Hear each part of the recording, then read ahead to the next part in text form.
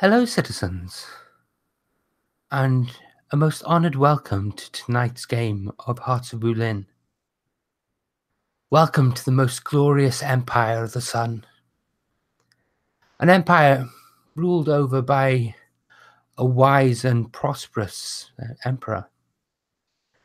An empire where there is no rebellion, where everyone is peaceful and contented in the perfect harmony and order of the world, and where rebellion doesn't lie under the surface waiting to come out.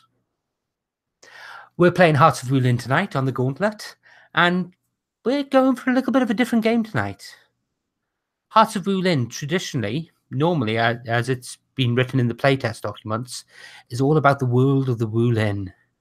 These are martial arts associations and that have their own wars and power structures that's very much separate from imperial power. We're not playing that tonight.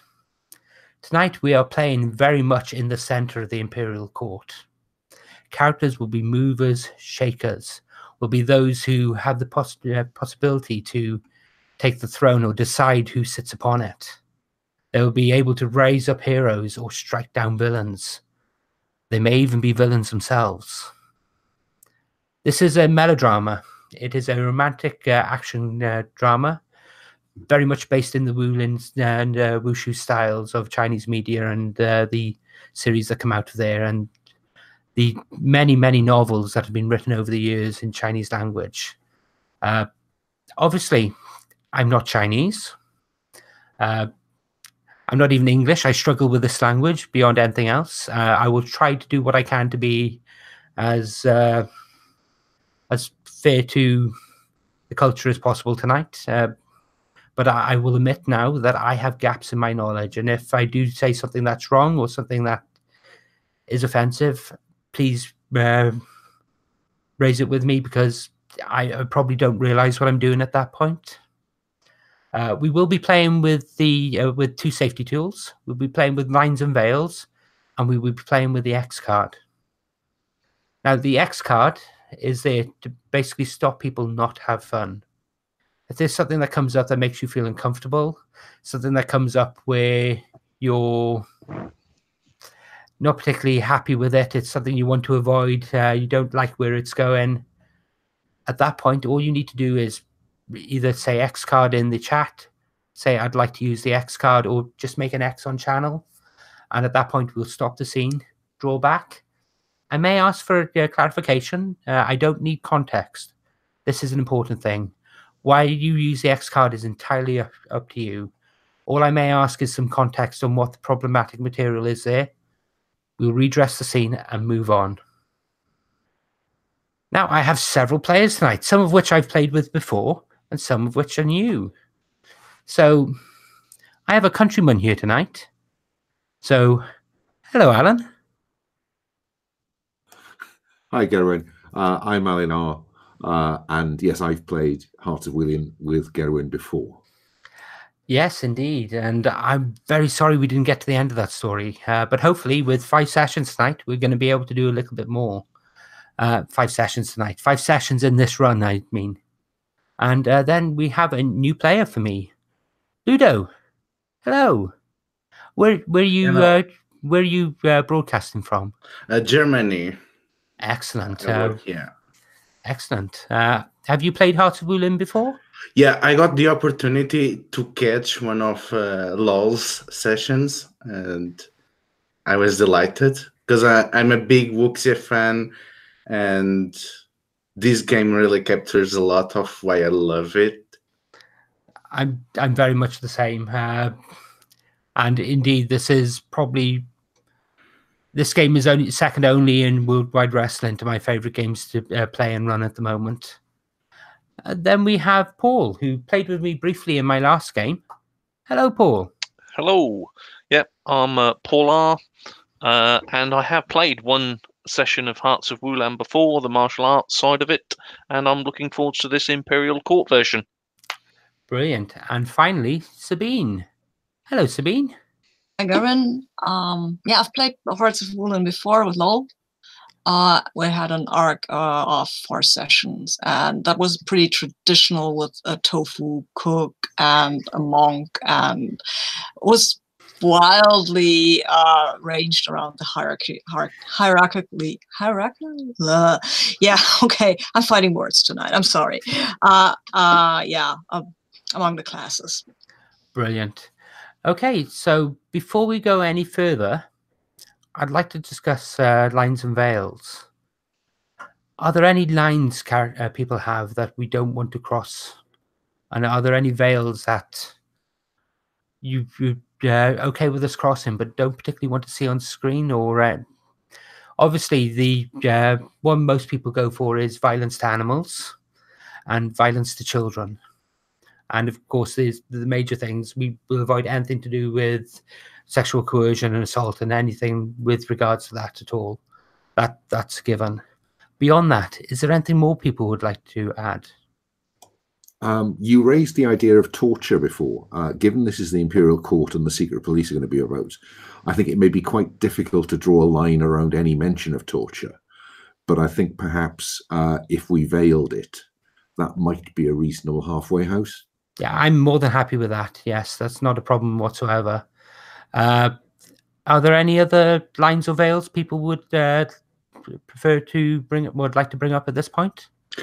I would like a line on sexual violence to be pretty clear on that. That's fine, and I totally agree with that. And as I said at the start, that's entirely off the board. That's not the sort of game we want, and that's not the sort of game I'm planning on running.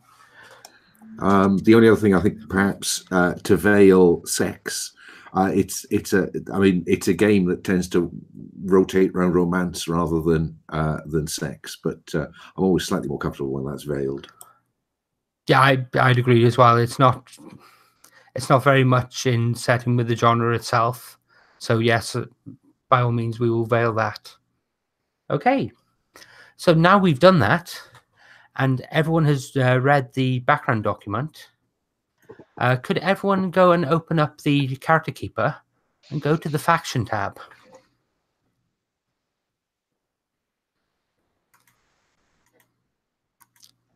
Now, you can see that there's several slots there for factions, and the factions are separated into different groups. You have the loyal factions, which are loyal to the Imperial Crown. One of those factions will always be the secret police. These are the assassins of the Emperor and the investigators and spies that seek out his enemies. We haven't named them. Also, we haven't named any NPCs that are actually associated with them. But at some point tonight, I will ask one of you. Well, at some point during this, I will ask someone to actually name them.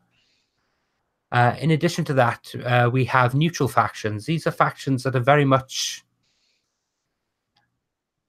haven't decided which way they're going to go with regards to which side they're going to join, either the supporting the Emperor or the Emperor's heirs, or supporting any rebels that come up.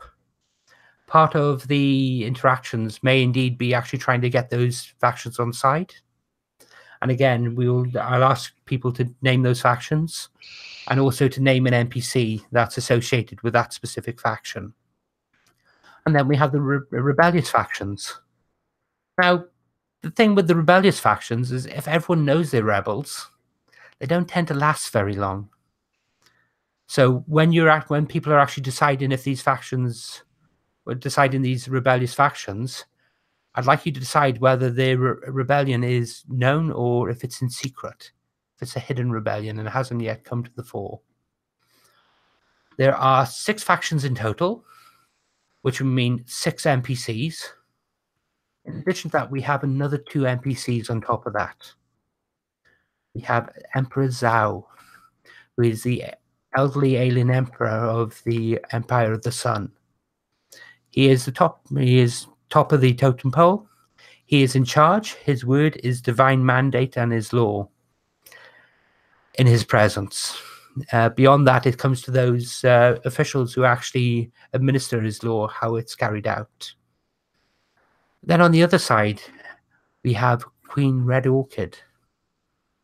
Queen Red Orchid was the leader of the Kingdom of Jin, who rose their banner in rebellion several years ago and was crushed and brought as a captive to the palace 2 years ago, and hasn't been seen since. These NPCs we'll use to actually fill out the entanglements that people choose during character creation. So, go in reverse order.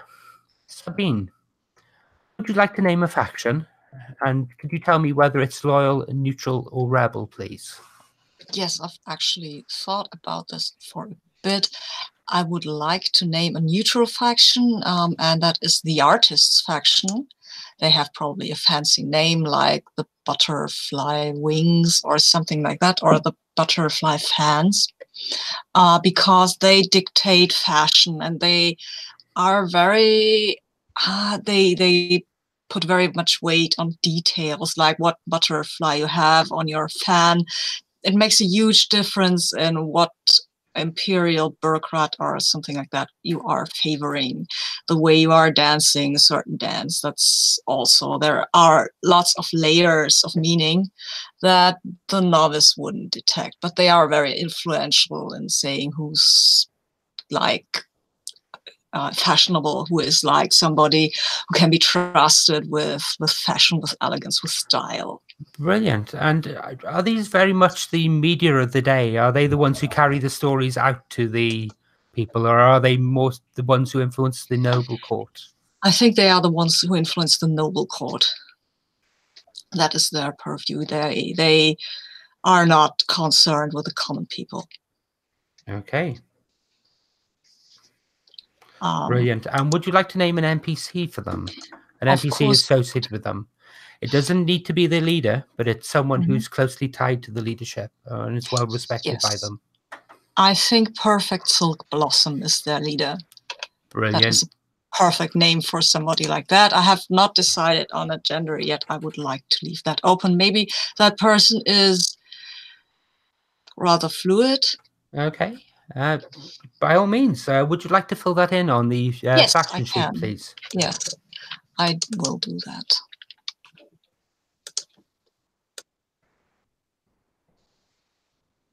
Okay. So what I'd like you to do next, Paul, would you like to name a faction? Yeah, I'll go with a rebel faction. It'll be called the Gang of 8. Okay. The Gang of 8. And what is the Gang of 8? The Gang of 8 is a gang of seemingly loyalists to the Emperor, but they aim to undermine him and take power. Okay. Either by killing him or just waiting for his natural death. So when you say a gang, what sort of gang are we talking about here? Are they a criminal gang, or are they actually involved in the military? No, these are political people within the court, and it's a collection of 8 smaller groups. Brilliant. And would you? So I take it the rebellion is actually in secret. Then is that right? Yes. Okay. And can you name an NPC for that faction, please? Yeah, we'll go for Chen Lin. Okay. Brilliant. And what can you tell me about Chen Lin? Chen Lin is the young queen, but she hasn't had any children yet by the Emperor. Okay. Brilliant. Okay, can you fill in the faction tab then, please? Okay, next. Ludo, can you tell me about a faction, please, and whether it's loyal, neutral, or rebel? I think this qualifies as loyal. I'm going to say this faction is the faction supporting the heir apparent in case of the death of the Emperor. And I'm going to say they are called the Red Reeds. The Red Reeds. Yes. because they are basically a cabal of courtiers and generals. Okay. That they support the Dread Sundering Princess, which is a powerful warrior and as bloodthirsty as her older man. And Sorry, what was the princess's name again, please?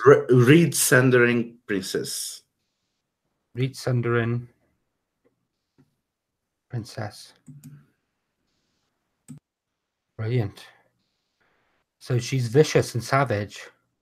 Yes, she does not look like she'll be a good emperor. Brilliant. Okay, and can you fill in the faction tab then, please? Can I ask a clarifying question?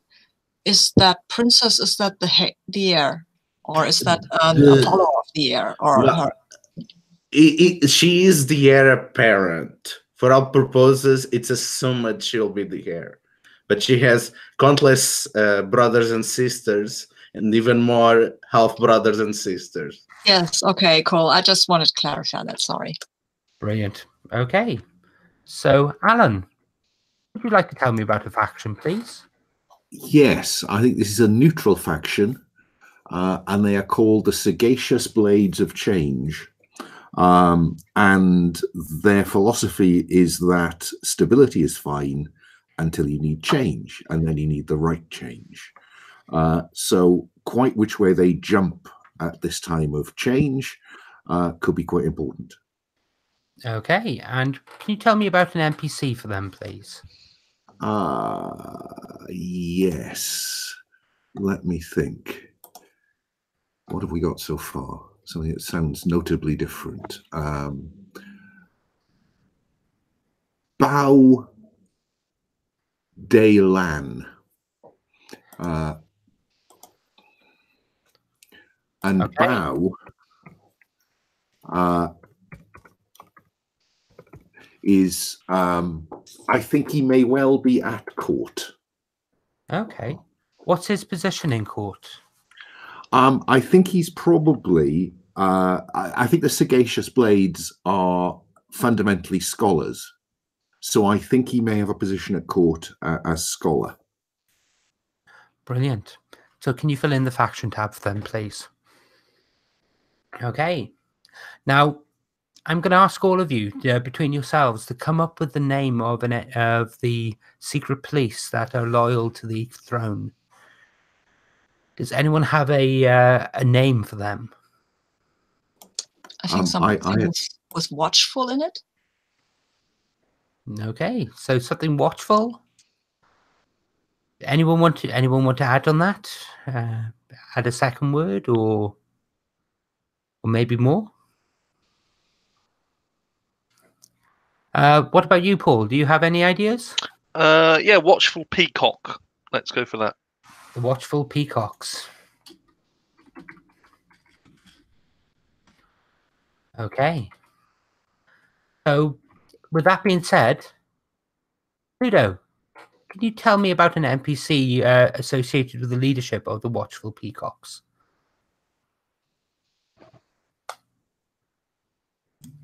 I think we have the infamous Crystal Hammer.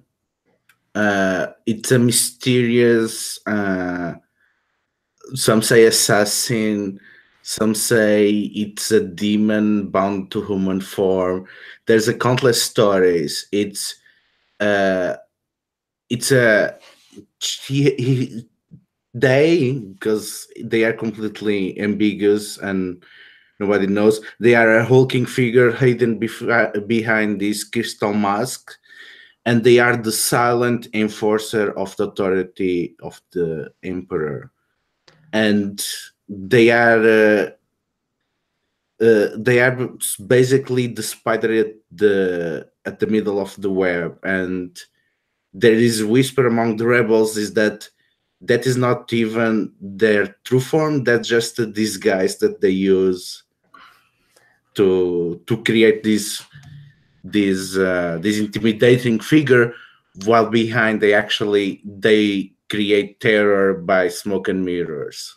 That's brilliant. Okay. And finally, Alan, can you tell me a calling card the Watchful Peacocks leave when someone disappears to let everyone know just who has taken them?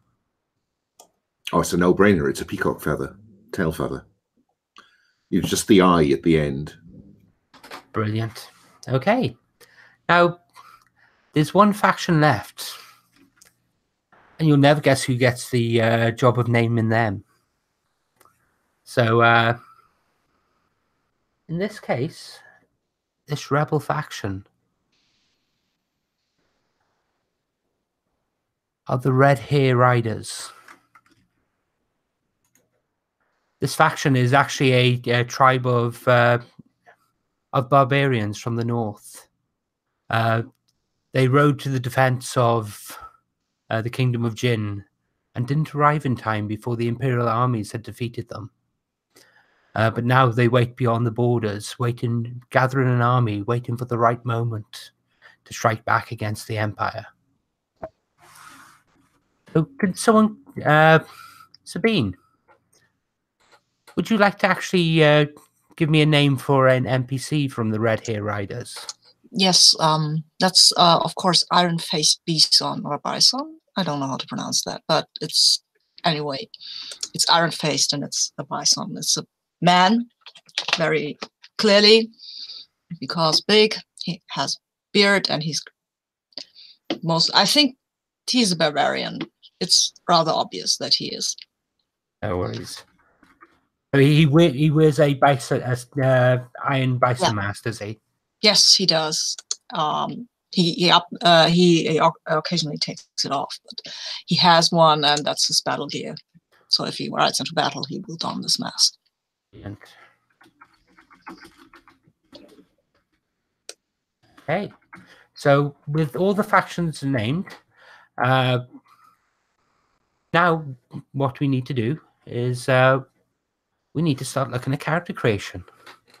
So if everyone can have a look at the different playbooks on there, is there any playbook that jumps out to anyone in particular that anyone would like to play?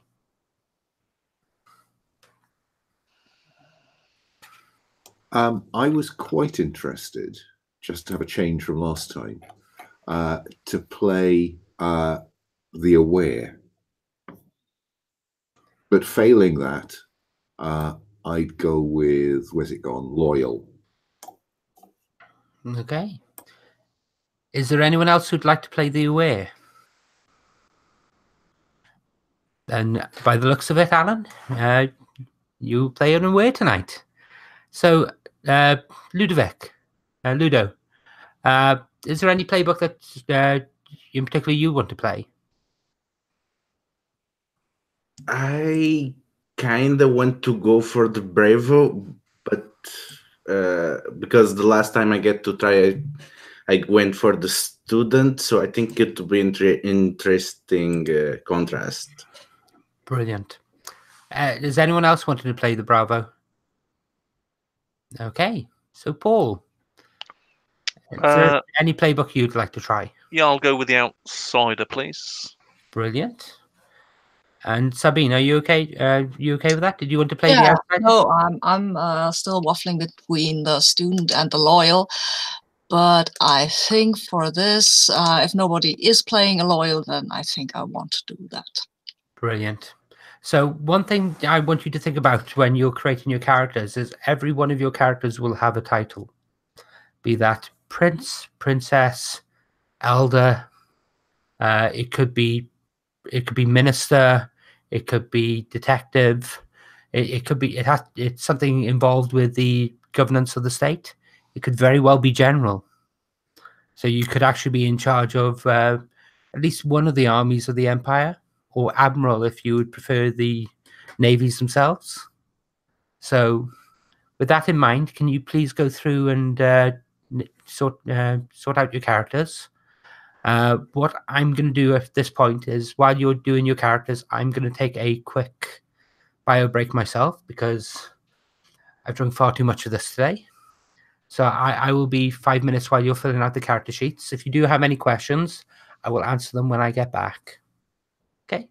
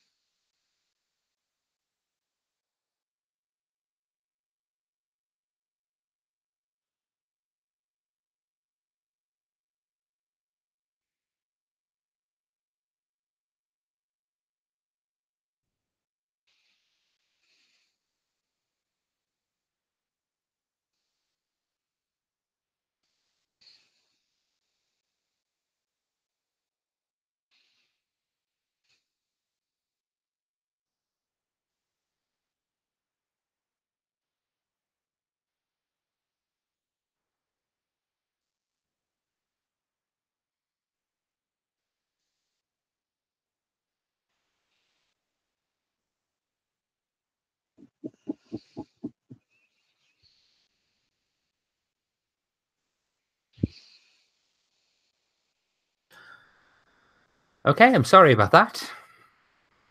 How is everyone coming on?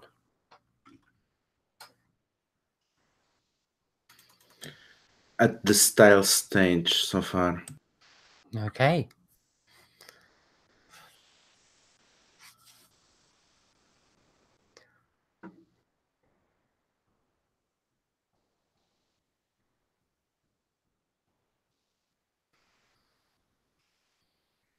Brilliant.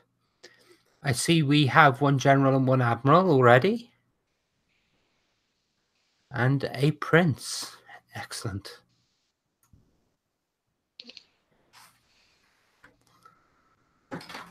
I think we have 2 princes, actually. Oh, No, I scaled back from prince to master.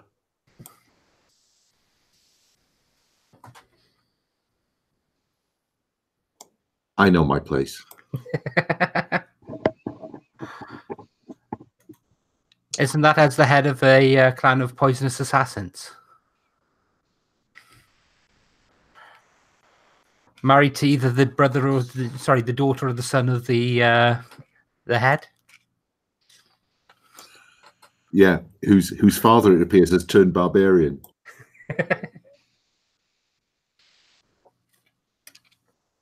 Some of the names have been recycled from the last game. But to be fair, your father was pretty much a barbarian in that game to begin with. As was his son.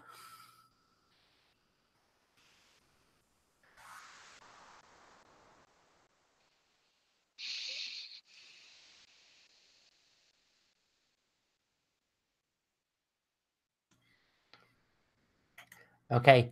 One thing I was going to say, can people not do entanglements yet? We'll do those in turn.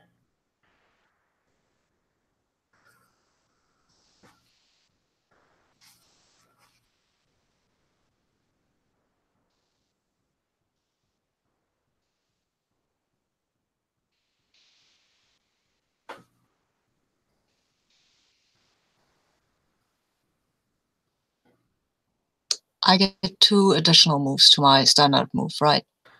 What does Or just your 1? what does your playbook say? So you're playing the loyal, aren't you? So Yeah. so under the loyal, Mhm. you have pick 1 for the basic move, then pick 2. Yes, you're quite right. Okay, cool.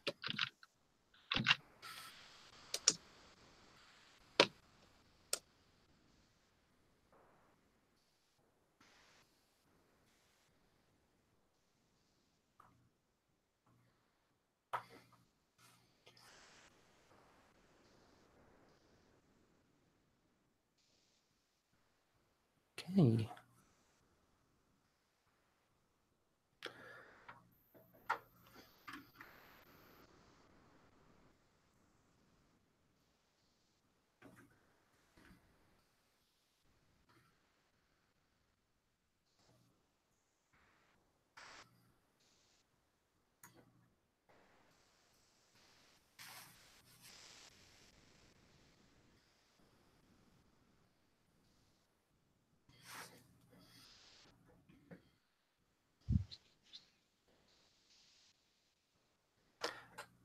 Alan, which type of a Yeah. were are you playing? I can't remember what it's called. The one that has traveling Sifu. Just give me Hang on. seconds. That's traveling Sifu. Yeah. Yeah, that's That's simple enough. makes sense when you do it that way. Yeah. Yes.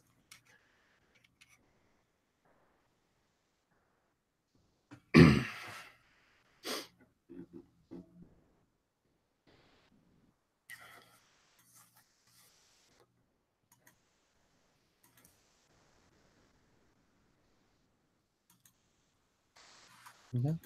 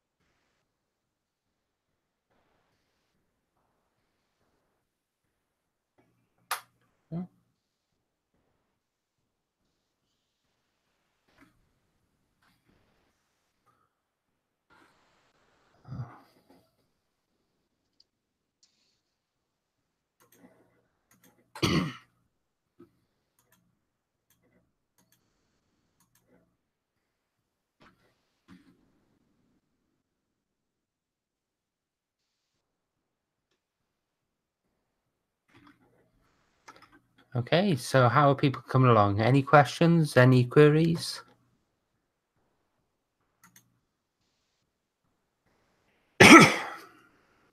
Paul, I think you entered the cutting ore style into my carrot I did. under transforming I will snow. move it.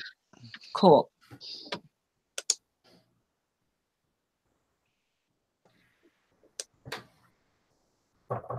No, it looks as if it's under mine.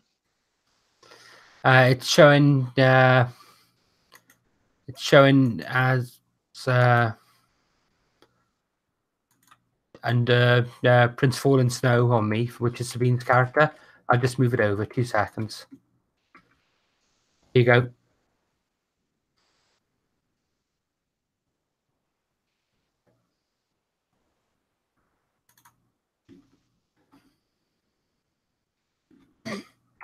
Okay, that's all updated. Oh, excuse me.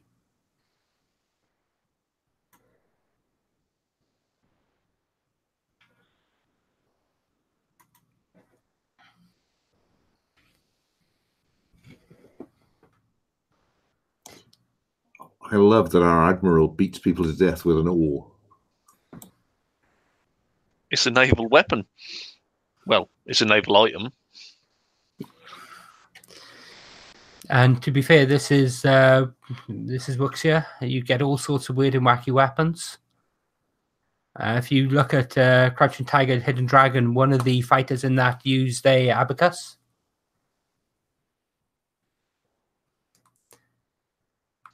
And to be fair, the Polynesians' Hawaiian war spears were really quite well known. War spears, war oars, were really quite well known.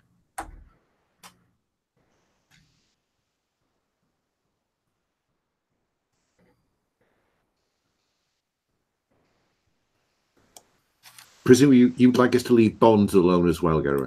Leave bonds alone at the moment, yes, until we've done entanglements, and then we'll move on to bonds as the last. I'll ask you to do bonds as the last thing,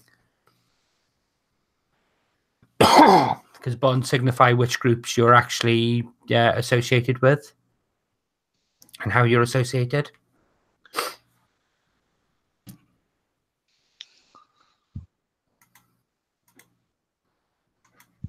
Okay.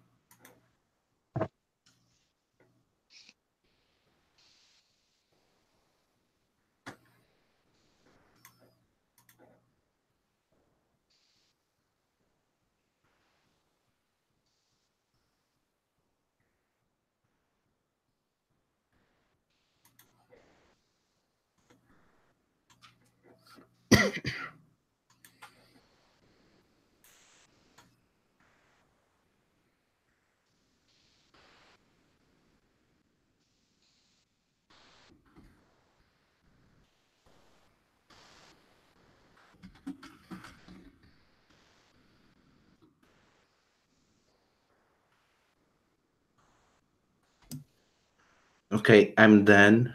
I have to say, the Tracing Shadow move for this setting sounds amazing.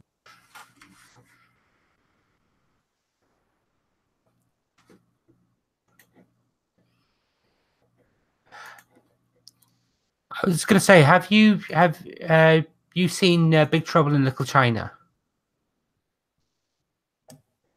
Yes? You know the armored guards in that with their big lion masks. Yeah? I'm thinking of that for Crystal Hammer. Yes, that's perfect. A big crystal lion head. Oh, So that's good. Just give me 2 seconds. I've got an image down here. Let me post it to the chat. So I'm thinking this sort of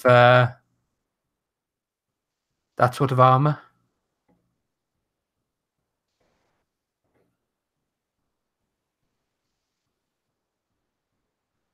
I don't know what it's called though, so I'll have to email Lowell or Agatha to see if they can point me in the right direction for better pictures. I think I had one of these in our last game actually.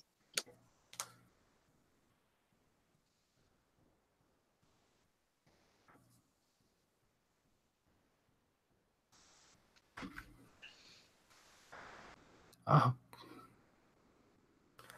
I was going to say, have any of you played Jade Empire?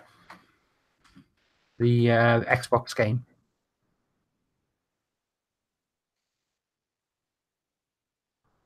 Because the other idea I was thinking of was, let me get the address, was this.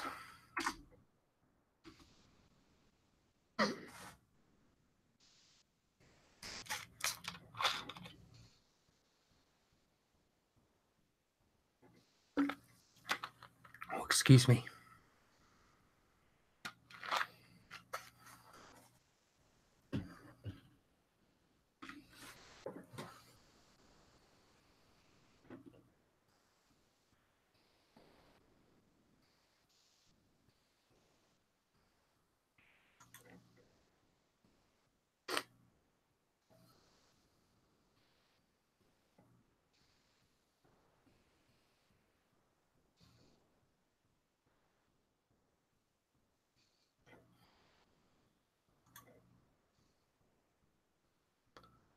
Okay.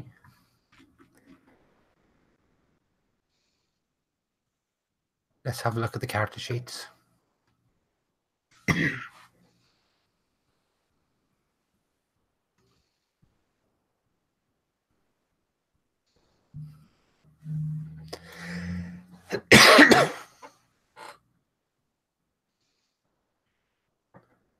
Okay, so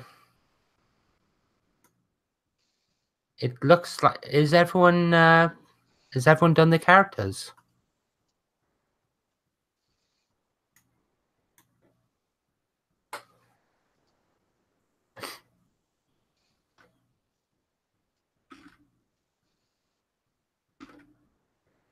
Sorry, has everyone done the characters? I wasn't looking at the screen. Okay, so with that said, what I'm going to do is I'm going to go through and I'm going to ask you to introduce your character before we do the entanglements. And I'm going to go from left to right as I see people on the screen. So, Alan, can you tell me about your character, please? Can you tell me about Master Secret Son? Yes, Secret Son is, unless you have an objection, head of the secret police. And he has worked his way up through that organization from a relatively humble background to a position of power and influence. And he enjoys that power and influence. He dresses to match. So everybody knows what he is, but there is a concern, I think, about what his motives are. Okay.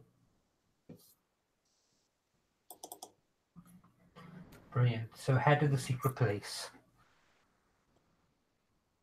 Yeah, I have no problem with that.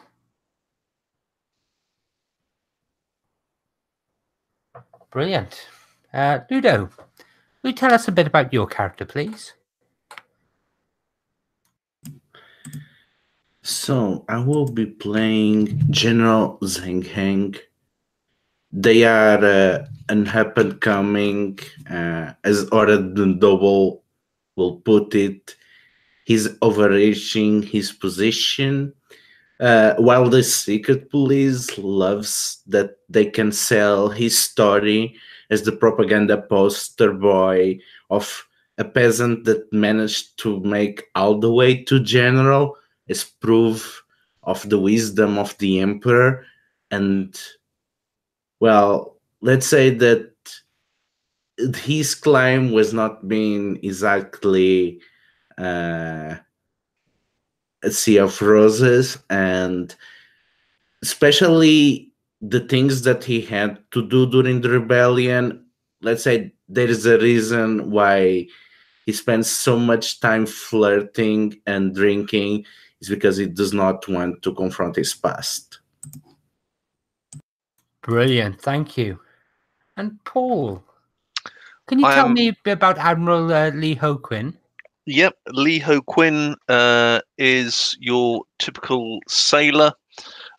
He is a very old, salty sea dog. clearly from the south. As he is an outsider, he is probably not ethnically the same as everybody else. He began life as a slave in the Imperial Navy, and during some skirmish against some pirates when the Emperor was at sea, he saved the life of the Emperor and was clearly then elevated.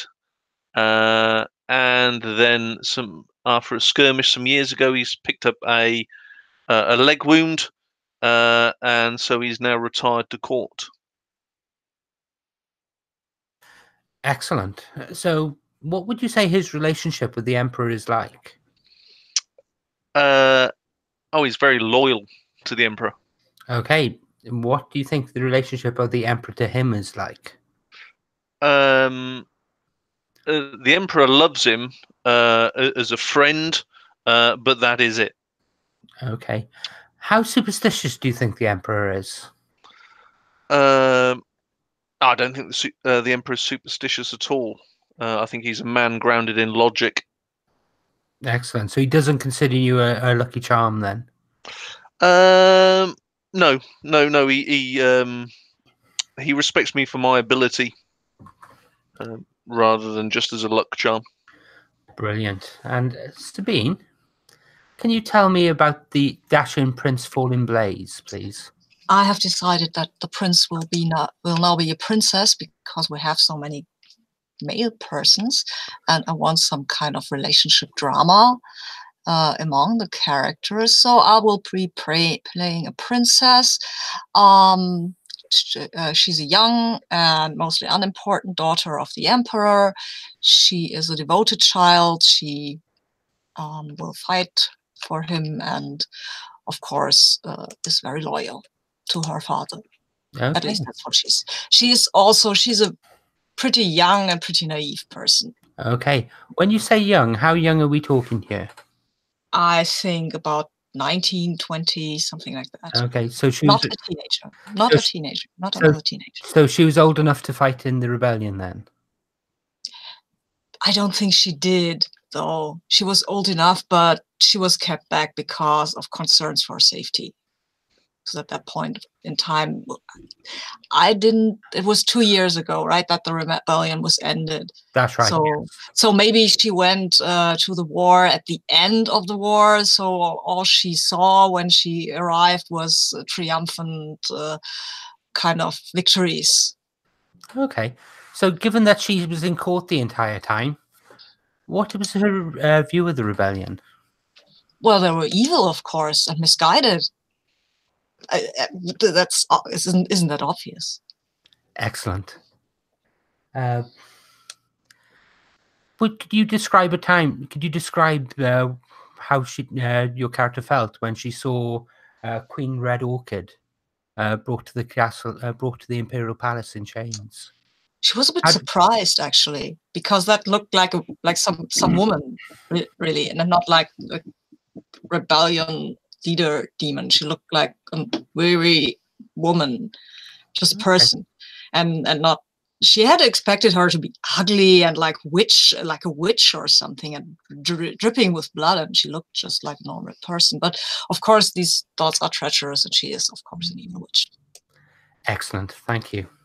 Now, with that being said, we're going to move on to Entanglements. Now, each of the playbooks. Gerwin, before you do, I think I'll become Mistress Secret Son just to add a bit of a mix. By all means, please feel free to do that. Oh, and it turns out I've actually written it down wrong on my board, so you were a mistress to begin with anyway. So I don't need to change that. Now, each of the playbooks has entanglements that come with them. But in addition to this, if you look on the background document that I posted up, and I can get you the link for that again if people would like it. Here we go. I'm just going to post the link to the group. You'll see that there are several other entanglements that I've written at the bottom of it. Several romantic ones and several general ones that people please feel free to use in place of the ones in the playbook if you would prefer. So I'm going to give you a few moments to read those. And then what I'm going to do is I'm going to go in the reverse order that I went last time. And starting with Sabine, I'm going to ask you to choose an entanglement. And I already have. Okay, excellent. I love the first one on the sheet. I think my betrothal to somebody from a rival faction will bring peace, but my heart yearns for somebody else. And Okay. I think my heart will either I will be betrothed to the dear general, or my heart will yearn for him and Okay. be betrothed to somebody else. I would like to yearn for the dear general, Okay. but only if Ludo's okay with that. Actually, it's okay because I was going to pick an entanglement also tied to the princess, Cool. and why I could not pursue her. So Cool. I'm full in. Cool. Brilliant. So you long for the general, but who are you betrothed to? I think I'm betrothed to somebody who is either in the secret police or I might be betrothed to somebody who's secretly in the Gang of Eight. Okay, so if you have... let me look at the factions if there is somebody. If you could use the NPCs there if at all possible. Yeah, I don't think so. I think I might be actually betrothed to Master Baudelan, because he is he is the kind of person who likes to make mysterious announcements and never say exactly what he means. And I don't care. It's not. Of course, I will marry him, but I don't like him. Okay, to so tell the truth, I don't like him. I think he despises me. were you offered up as that link to the Imperial Court to him to actually get him and his faction on side? I think, yeah, maybe like that. Yes, exactly. I'm not an important princess, so sure. Brilliant. Okay, so if you can write that in your sheet, then Paul, can you come up with a entanglement you would like to use? Yeah, I'm gonna go for romantic entanglement. My spies tell me that my lover has betrayed me to a rival, but I choose not to believe them. Mm-hmm. Okay, so who is your lover? Who would you like to be your lover? My lover is gonna be Perfect Silk Blossom of the Butterfly Fans. Mm-hmm. Brilliant. And who have they betrayed? Who are they said to have betrayed you to? They've betrayed me to the Gang of Eight. Brilliant. So is that specific? Which specific NPC is that betrayed you to the young queen? Yeah, Chen Lin. Excellent. Okay. So in that case, then, Ludo, can you give me an entanglement you would like to use? Yeah. So continuing what Sabine went by, I picked one of the document ones. So I picked my superior doubts the loyalties of my lover and has ordered we can never be together. So I think it will be a good idea if the Reed Sundering Princess sees the Falling Blaze Princess as a threat, and the last thing that she would like was for one of her most popular generals and supporters to be of dubious loyalty. Excellent. Are you okay with that, Sabine? Mm-hmm. Sure. Brilliant. And Alan, do you have an entanglement you would like to use? I'm not certain. Let me think. I think a rival has threatened to tell my lover how I betrayed them during the rebellion. I think that a rival really ought to be one of the PCs, I think. So what have we got so far? Connection between those two.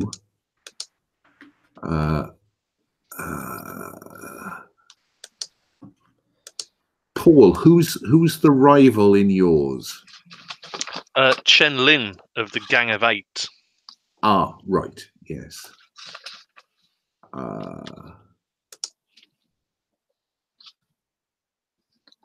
Okay.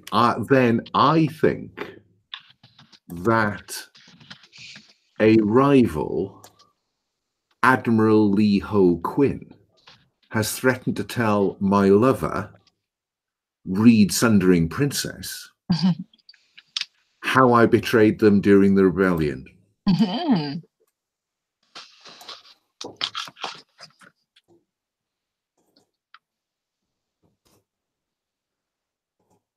Just to complicate your board, Gerwin.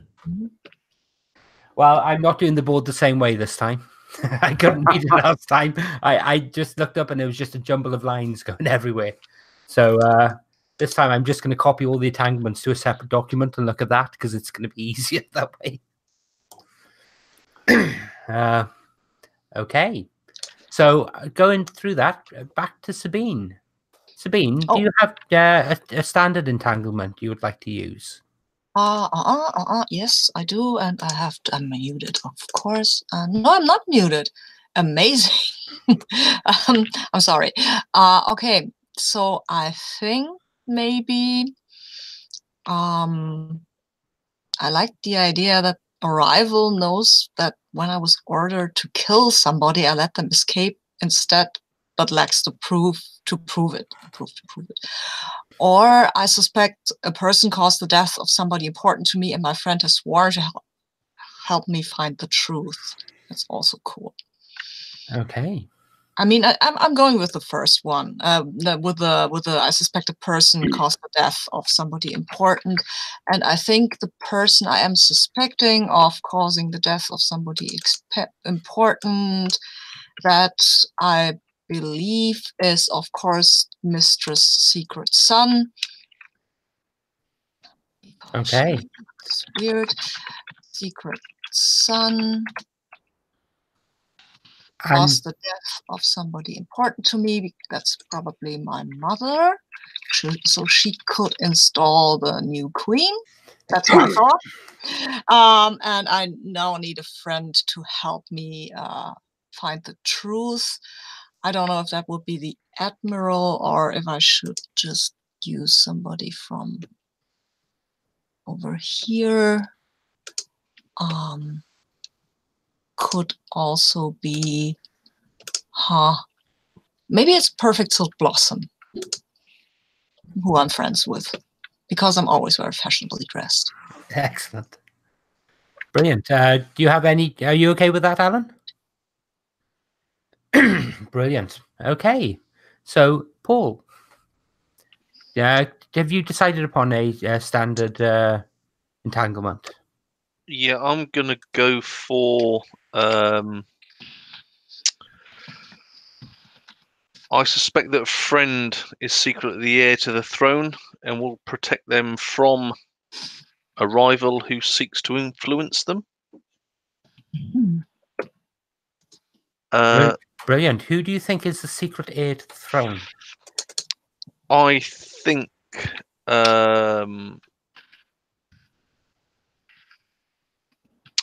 think Princess Falling Blaze is secretly the heir to the throne. Yes. Okay, and who is trying to influence them? I think that is Chen Lin of the Gang of Eight. Queen Chen Ling, her stepmother. Excellent. Are you okay with that, Sabine? Brilliant. Ludo, have you come up with a standard entanglement you'd like to use? Yes, and after Paul's entanglement, I think I know exactly how I want to do mine. So I'm going to pick a rival suspects that I hold the missing crow of Jean and set my friend to take it from me. So I'm going to say that it is Shenlin that thinks that I somehow during the rebellion I got hold of the crown, and that I'm going to use it for some nefarious purpose, and has sent Lee Hawkin to take it from me. If Paul likes that. Yeah, sure. Brilliant. And finally, Alan, can I have a standard entanglement from you, please? Yes, I think that a superior, Emperor Zhao, has rewarded me for my victory at Red Petal Bridge, but this was due to Iron-Faced Bison, a friend from whom I stole credit, and I've added ... leaving them the leader of a rebel faction. So it may have been that the nomads were deliberately late. Mm-hmm. Brilliant. Is this all part of some end game, some long-term end game? We will have to see. Mm-hmm. We'll play to find out. Mm-hmm. Oh, sorry, I don't have the long tash anymore to actually do the whole.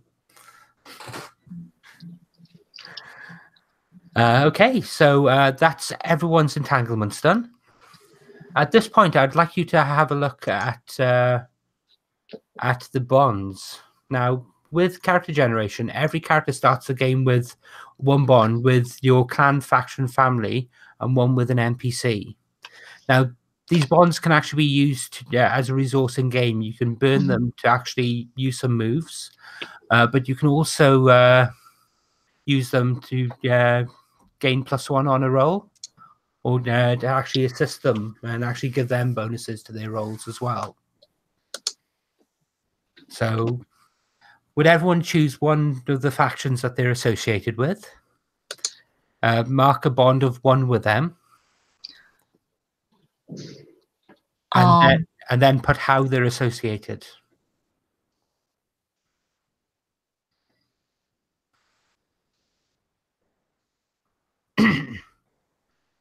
And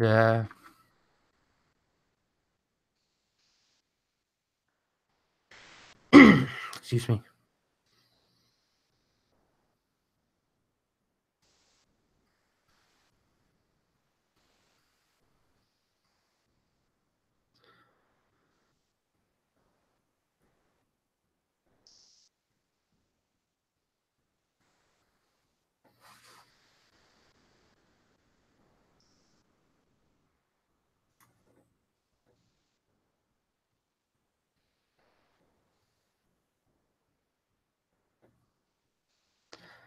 Okay.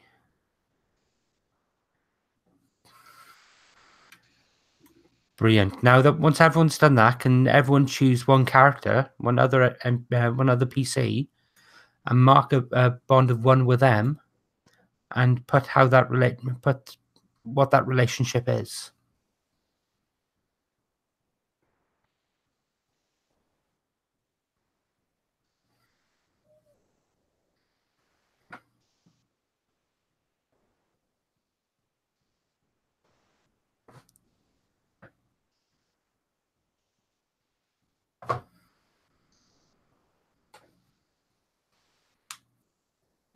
Excuse me.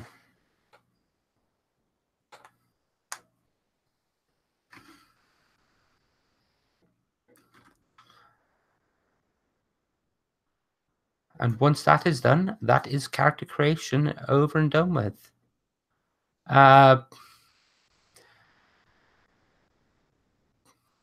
Princess Falling Blades, you've got 3 bonds on there.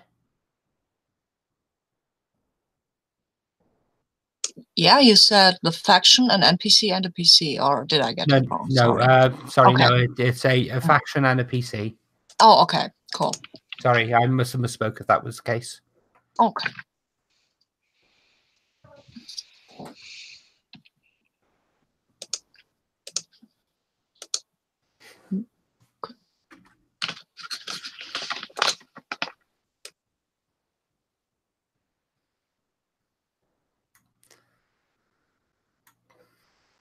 Okay. And once that's done, that is character creation over and done with. At this point, we'll take a bio break. Give me a chance to think through what I'm going to do with the game. And if we come back at quarter to the hour? Yep. Brilliant.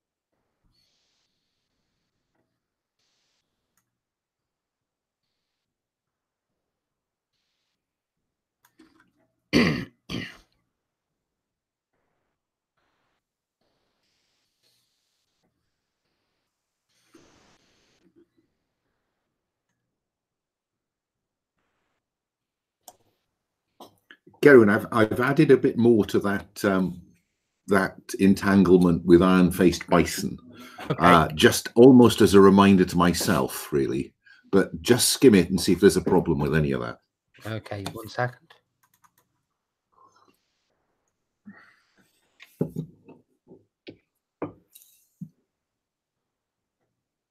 Yeah, that's brilliant. That's exactly the sort of thing that the entanglement was written for. Ah, good, good, good, good.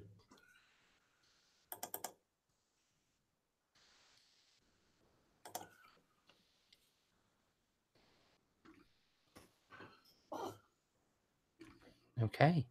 So is the expectation that Lowell is going to include something like this? Because it feels already like a slightly different game to the the personal melodrama. I don't know exactly what Lowell plans, but I'm very much. I asked permission to make some changes to the entanglements and the like, just to give it more of a grounded in the sort of grand scale epics that you actually get for the films I mentioned at the start. Yeah. It's very. This is very much in a similar sort of vein as. Have you seen the film Red Cliff? Or Yes. the Romance of the Three Kingdoms? I can't say I've done, not the latter. Okay. Have you played Dynasty Warriors? No. My content this whole genre is limited to. I always get it the wrong way around. Crouching Dragon, Hidden Tiger, or the other way around. And I did watch Red Cliff, strangely, because it is very epic. So no, I have no expertise to bring to this table at all. Okay, well, it's very much in the same sort of style, but it tends to be a lot grander.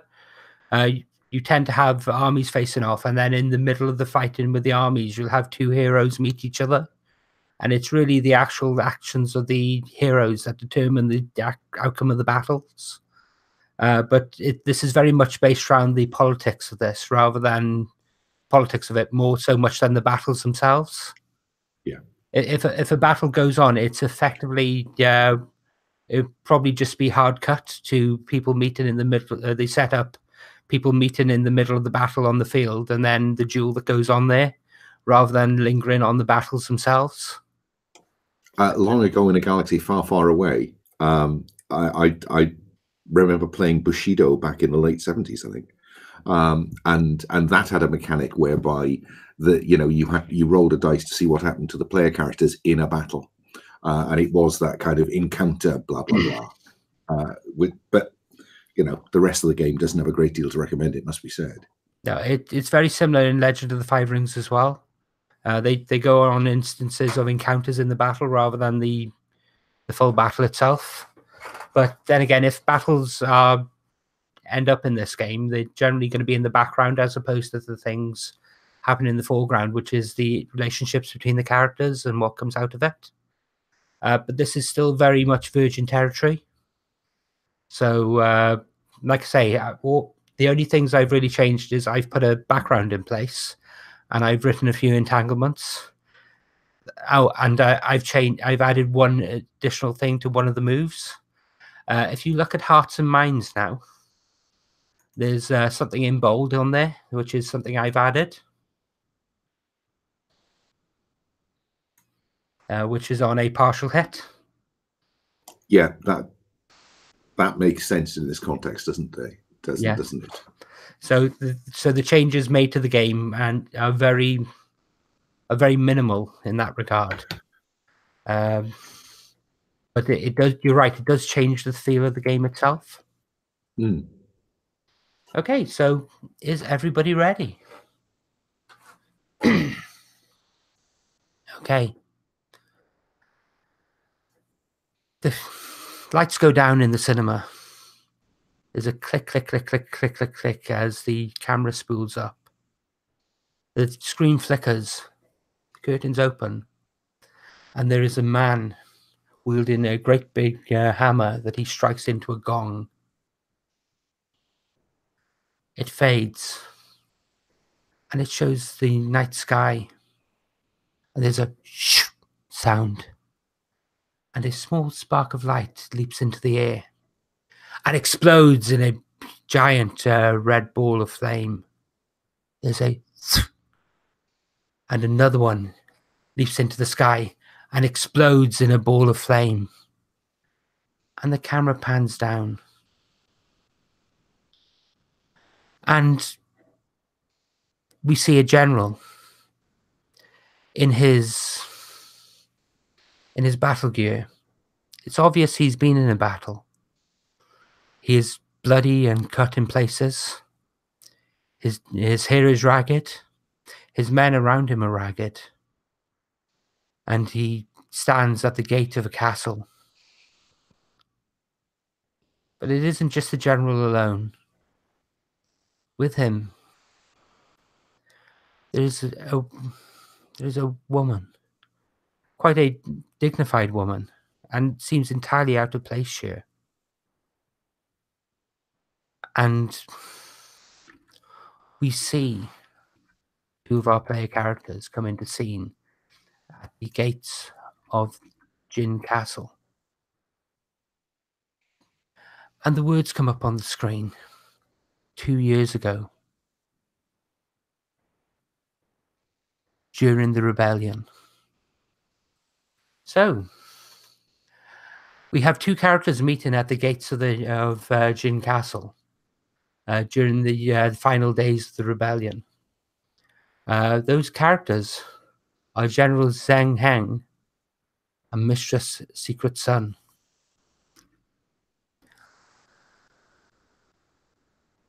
What do you do when you see each other? How do you?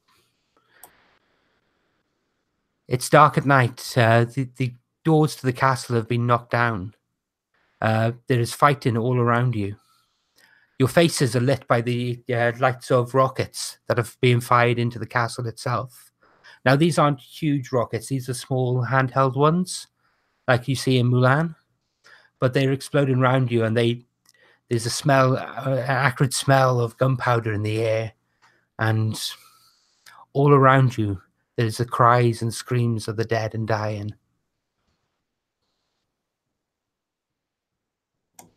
Mr. Secret Sun and her small bodyguard of watchful peacocks disdains this appearance of danger and walks towards the general.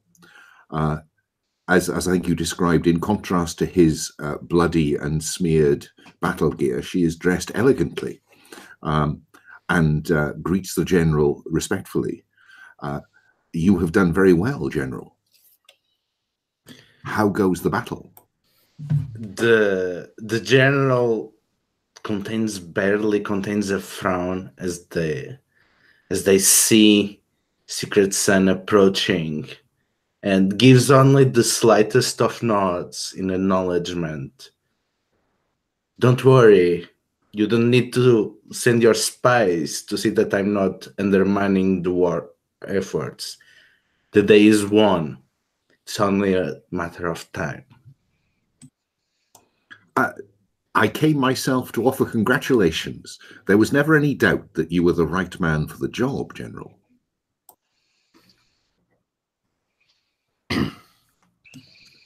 So is what will the Empire be told?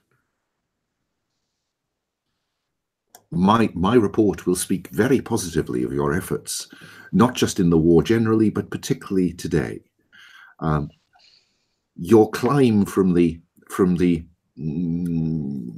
lower classes was initially a concern to the Emperor, but now I think that perhaps the Emperor will see value in it.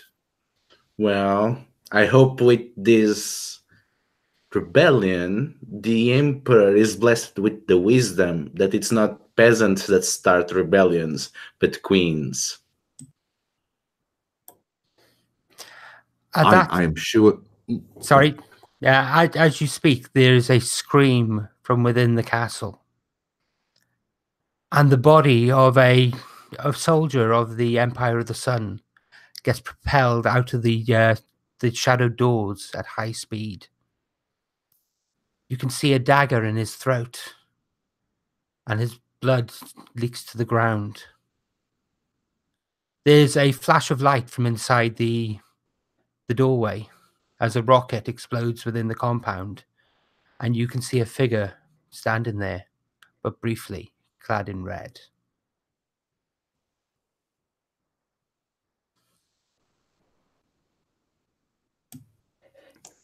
Leave this to me, General. Let me talk the Queen down. Oh, I see. So that's the price you went all the way here for. Very well. Do your grim business. I went nothing like with it. So I think I and my bodyguard will approach who I take to be Red Orchid. It is indeed Would Red I Orchid. recognize her? Yes, you would very much recognize her. Her face has been most in your mind over these last few years. Can I just ask, Alan, is the mistress actually head of the secret police at this point? That's an interesting question. Perhaps she isn't. Perhaps she's head of a regional branch, or perhaps she has been deployed to the war zone to keep an eye on things, to ensure loyalty. And perhaps it is her actions today that got her promotion. Excellent. So we will approach Red Orchid, who's standing there at bay. Is she alone? She is alone. You can see all of her guard lay around her, dead, with sun arrows sticking from their chest, or sun swords plunged into their bodies. She stands as if she's at the center of a whirlwind. There is carnage around her, but there is a serenity that seeps off her. Now, this may be pushing my luck early in the game, but I have a move called Final Master. When you work out a plan with someone, I can help it go forward. How do you feel about having worked out a plan with the Queen in advance? I think we'll hard cut the scene at that point. Okay. Oh no, we'll actually address that in flashback in future, if that's okay. Okay. So it cuts to the camera pans up. There are fireworks in the sky again, explosions, rockets fly up, and there's a sudden hard cut. There's still fireworks in the sky, but these are celebratory. These aren't just the red of battle and the black smoke of vile explosives. There are blues, there are greens, there are yellows, there are oranges, and there are reds. Red, a prosperous color. Red, a color of celebration. And the camera pans down to the squares of the capital, the market squares, and everywhere there is celebration. There is singing, there is dancing. There are lion dancers in the lion dancers, not line dancers. That would be an entirely different sort of game. There are lion dancers in the street. It is New Year. And all of the important people of the Empire have been have been summoned to the palace for the New Year's party. At this point, I think we'll actually hard cut to the waiting room outside of Queen Chenlin's chambers. Part of the celebrations this year, at the end of the week-long Lunar New Year, Princess, I almost said Reed Sundrin Princess there, that's the wrong princess. Princess Fallen Blaze is to marry her betrothed, Master Biao Lan. Yay. And the Queen, the Empress, has called these young lovers to the palace to give her blessing. Yay. But also, this is a time of great celebration, but also great danger for the imperial family. With so many of the family in the city itself, there are others who have been called to speak to the Queen and must wait their turn. Okay, Sabine, can you describe what the princess looks like? Well, if this is her wedding dress, she is of course made up rather perfectly. Usually she wears her hair in one single braid. Today it is made up in a very much more elaborate kind of hairstyle. She wears a large hat with a veil and jewelry and a very fine dress of the finest silk found in the land. She is dressed in printed silks, so it's very colorful. Her name is Falling Blaze, so that is echoed in her clothing. It's red at the top, and then going down it gets more orangey, and the seam close to the floor, that's yellow. Brilliant. So, do you arrive with your betrothed, or do you meet them there? I meet them there. I haven't met him. I have met him before, of course, in official meetings, but I don't think we have exchanged more than a few pleasantries over the last years. So could you describe Master Biao for me, please? Yes, he's older than Falling Blaze, significantly older. He is he's dressed very correctly. Everything is very fine. He is influential and rich, so he won't make a faux pas. That one butterfly on his collar, though, that is not really the top of fashion. That is last year's fashion. Well, maybe he didn't know or nobody told him. He has a beard and long hair, of course. He is making a very important face. He's a very important person. And that is echoed. And while Falling Blaze is really a rather unimportant princess, so he thinks he kind of projects his superiority. Very well. So I think I said a waiting room. I think rather than a waiting room, you're actually being invited to a pagoda. Several other dignitaries are actually waiting within the gardens themselves. The Queen occupies the higher floors, so you're waiting in the ground floor for her call to come see her. And General, there are a lot of people in the capital at the moment. There are celebrations, drunken revelries, and with any drunken revelry, it inevitably leads to less harmonious actions. There have been tales of fights in the marketplace, fights which your troops have had to put down, had to arrest the drunken revelers. And this has reached the Empress's ears. So she has called you too to come speak with her. I think you're already in the pagoda when the princess arrives. And I think it's very much the princess and Master Bao arrive through opposite doors at pretty much the same time. So as you step in, the doors open, and across the hall, across this wide open room, you see your betrothed at the other side. And between you is the good general. How do you react? I try to react very properly. The general is an honored member of the court, so I will, of course, give him a polite nod, but my eyes will speak of longing and kind of despair, but none of that shows in my face. I'm wearing makeup, so it won't crack. And I will step up to my betrothed. Okay, doing so will actually take you past the general. Then I will wait for my betrothed to come to me. I mean, I'm the princess. He is the important, but I'm a princess. And I cannot step past the general. I don't have the heart for it.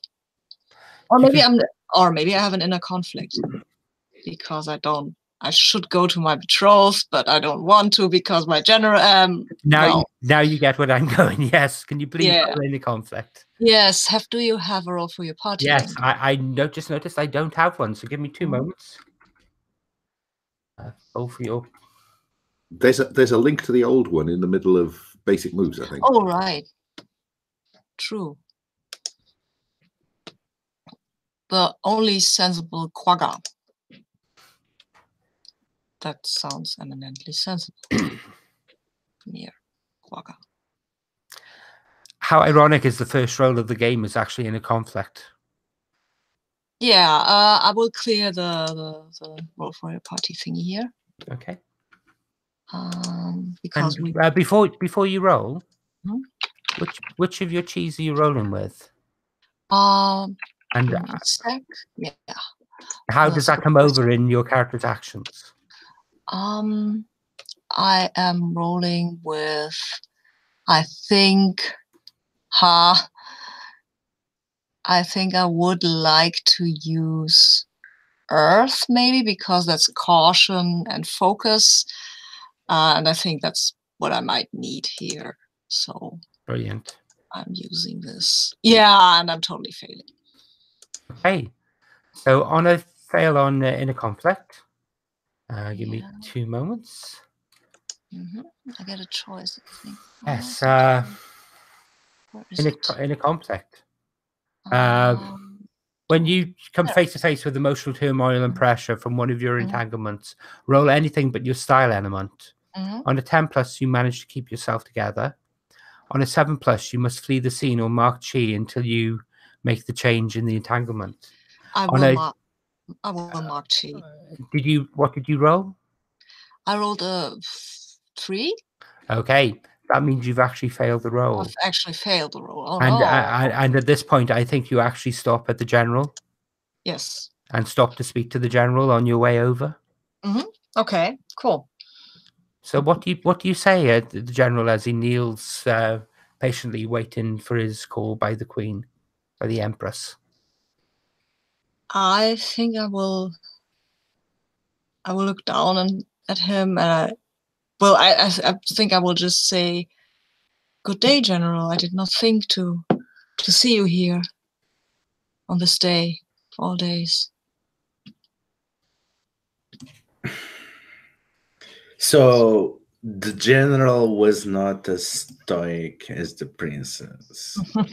His breathing betrays him, and he uses the opportunity to stand in a kneeling position to avoid showing his expression of sad concern. But at the words of address of the princess, he can barely contain himself.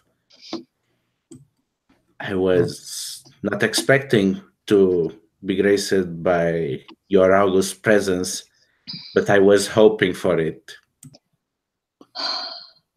I am meeting my betrothed here. I shall be married soon. And at this, his frown intensifies and he bites his lower lip struggling to say something and remembering Reed Sandring Princess loyalty test. I'm sure it is a good match. And then I think she will turn away from him, Okay. and she has a veil, so you can. She tucks the veil closer over her face, so the tears won't be visible. Okay, Ludo, if you'd like to roll in a conflict, please do so.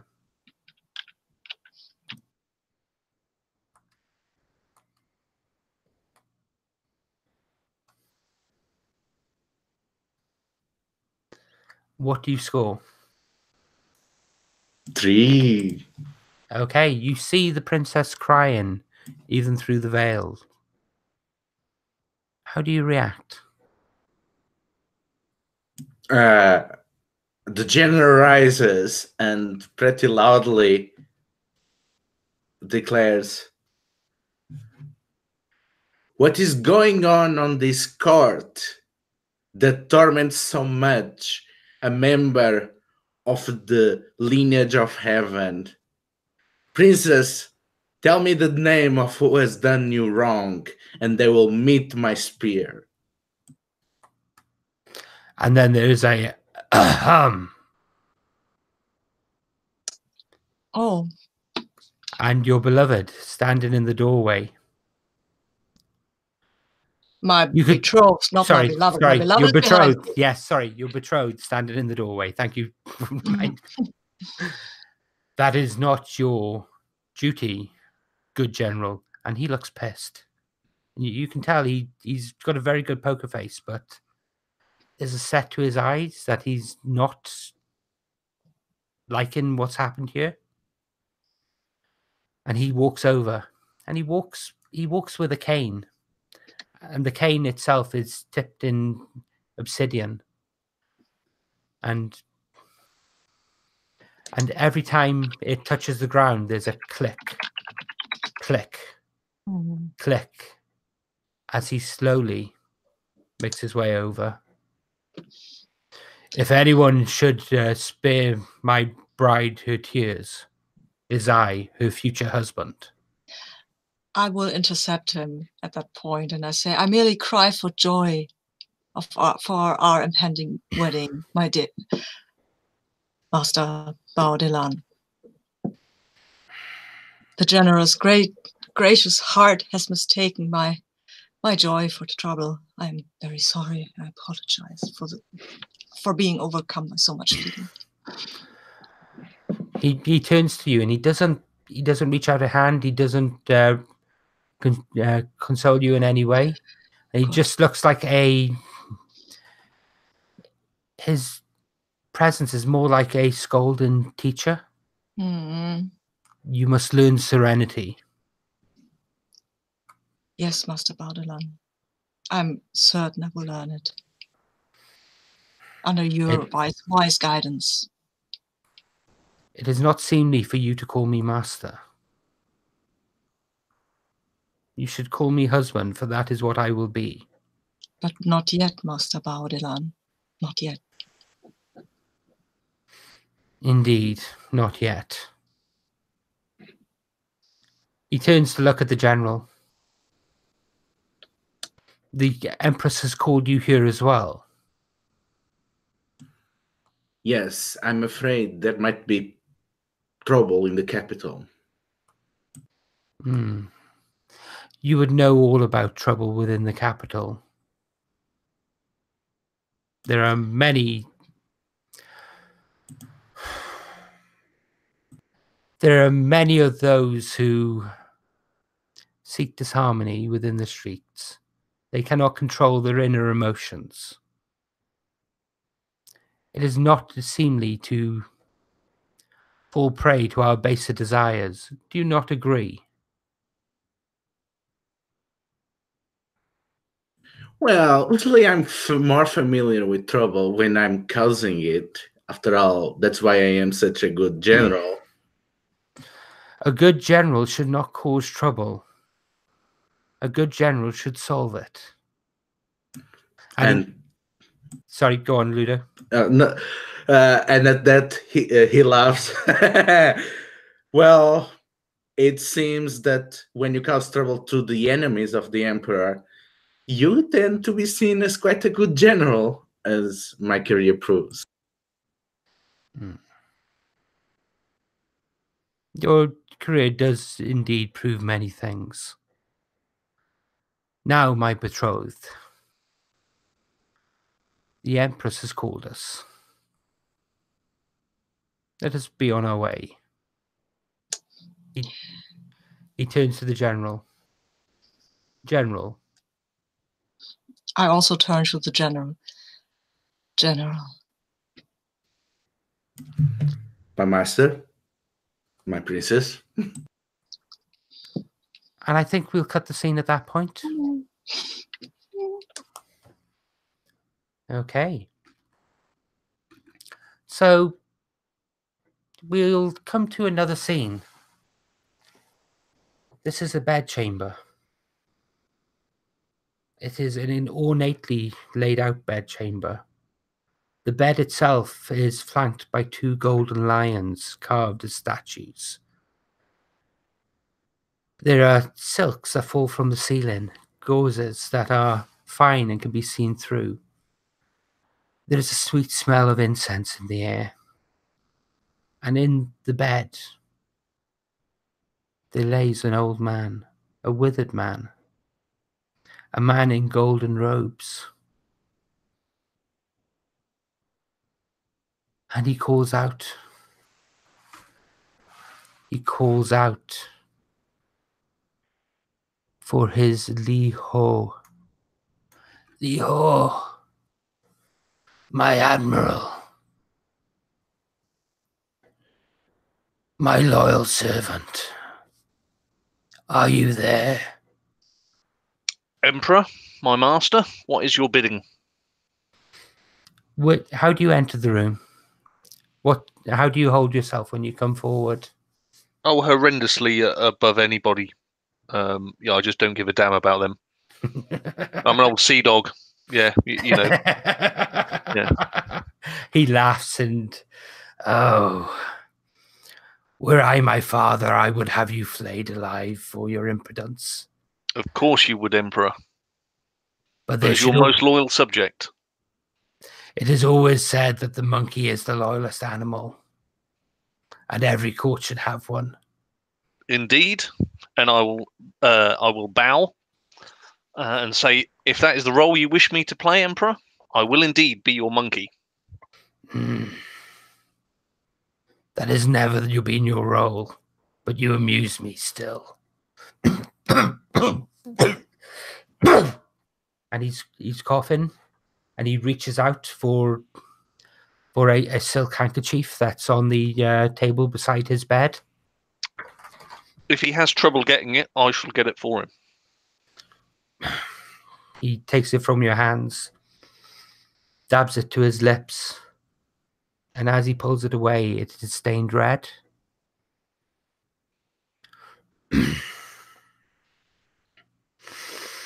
My friend,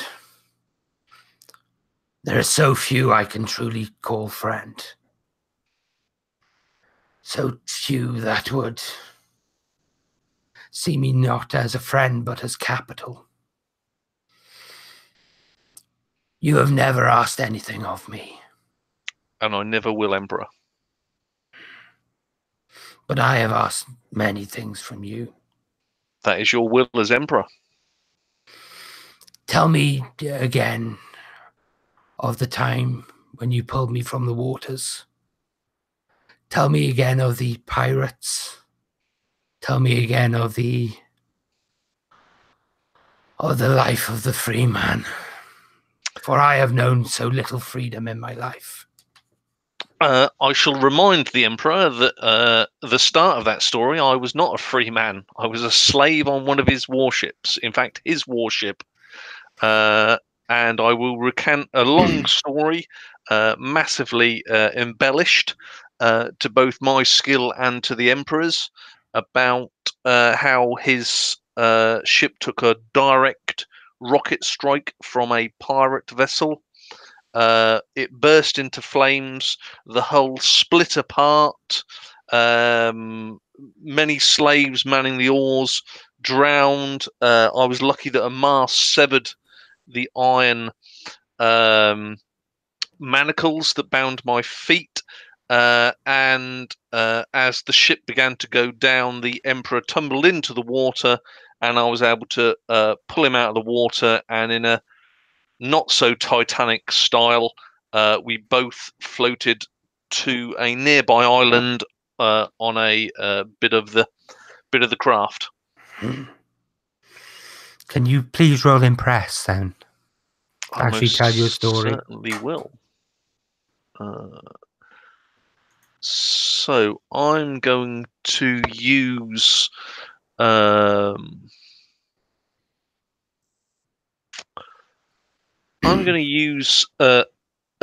and sort of relay and use my presence to impress. Okay. So impress, is that on basic moves? Yes. Yes, it is. So am I engaging? So this isn't somebody specific. This is the whole court, is it? Well, this is him entirely. This isn't really Hearts and Minds. Okay. Yeah, sure.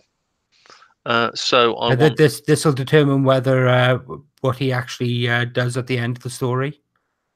Okay, so I've put 2 into 2d6. I'm going to hit the submit button if that's the right thing to do.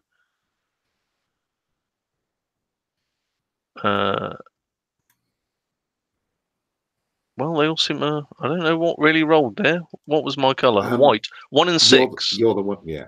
Yeah, 1 and 6. There we go. Okay. So what's your chi ranking? +1. Brilliant. So that's an 8. Partial. So on a partial, I get to offer you a hard bargain. Far away. It occurs to me, old friend. It occurs to me that although I raised you from the ranks, although I gave you position, I never pardoned your crimes. True, Emperor, true indeed. What a foolish mistake for me to make. I do not think you would look... I do not think you would look good in chains. I have a favor to ask of you, my friend. Just name the favor, Emperor, and it shall be done. He starts coughing again, and you can tell that it's more severe this time. He reaches for the bowl beside the bed in addition to the handkerchief, and you can see he stumbles over onto his stomach, and it's just outside of reach. Okay, I'll grab it for him.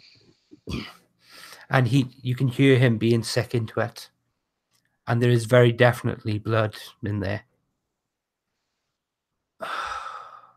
My friend, someone is killing me. Poison? I'll drop to my knee to get very close to him. So I don't think I can be overheard, and I will say to the Emperor, do you suspect poison? I cannot see any other way, he whispers. Fine. I shall root out the poisoner. Do it, and I will write your pardon, my friend. Your wish is my command. And he embraces you and bodily holds you, and you can feel his body shaking the entire time as he lays back into his bed. Now go. I will bow, turn, and stride out of his audience chamber. Okay. So I think we'll, as you stride out of the audience chamber, the camera pans upwards, and there in the ceiling, it zooms in on a small crack. And as it zooms in further, there's a little knothole in the wood, and it zooms in. It freezes for a second over the hole in the wood, and the eye behind it blinks. And we'll cut the scene at that point. And in the offices of the Watchful Peacock, what's the prison and the offices that the Watchful Peacock have within the Forbidden City called, Alan? Let us call it the Peacock's Garden.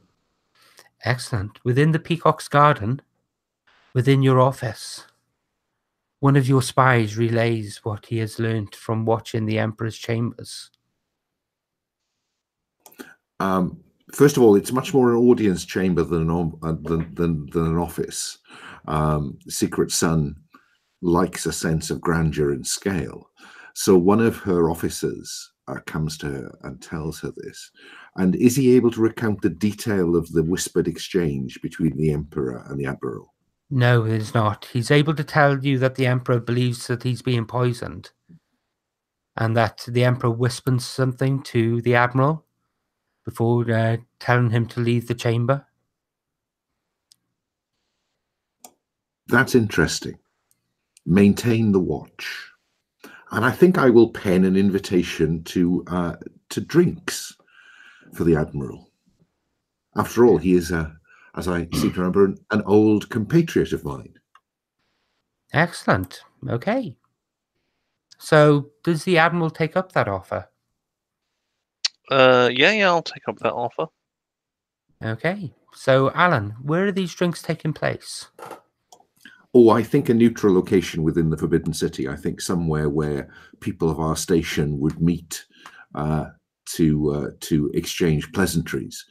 Probably a public place, but sufficiently public so as not to have our conversation overheard. And certainly, Secret Son will locate herself in the middle of this large expanse of tables. So there are no partitions nearby behind which anybody else is listening but her. Brilliant. Okay, so this area, would you say it's sort of like a tea house or something similar? Yeah, that would work. I mean, quite large, as it is everything in the Forbidden City, I think. Not an intimate little place.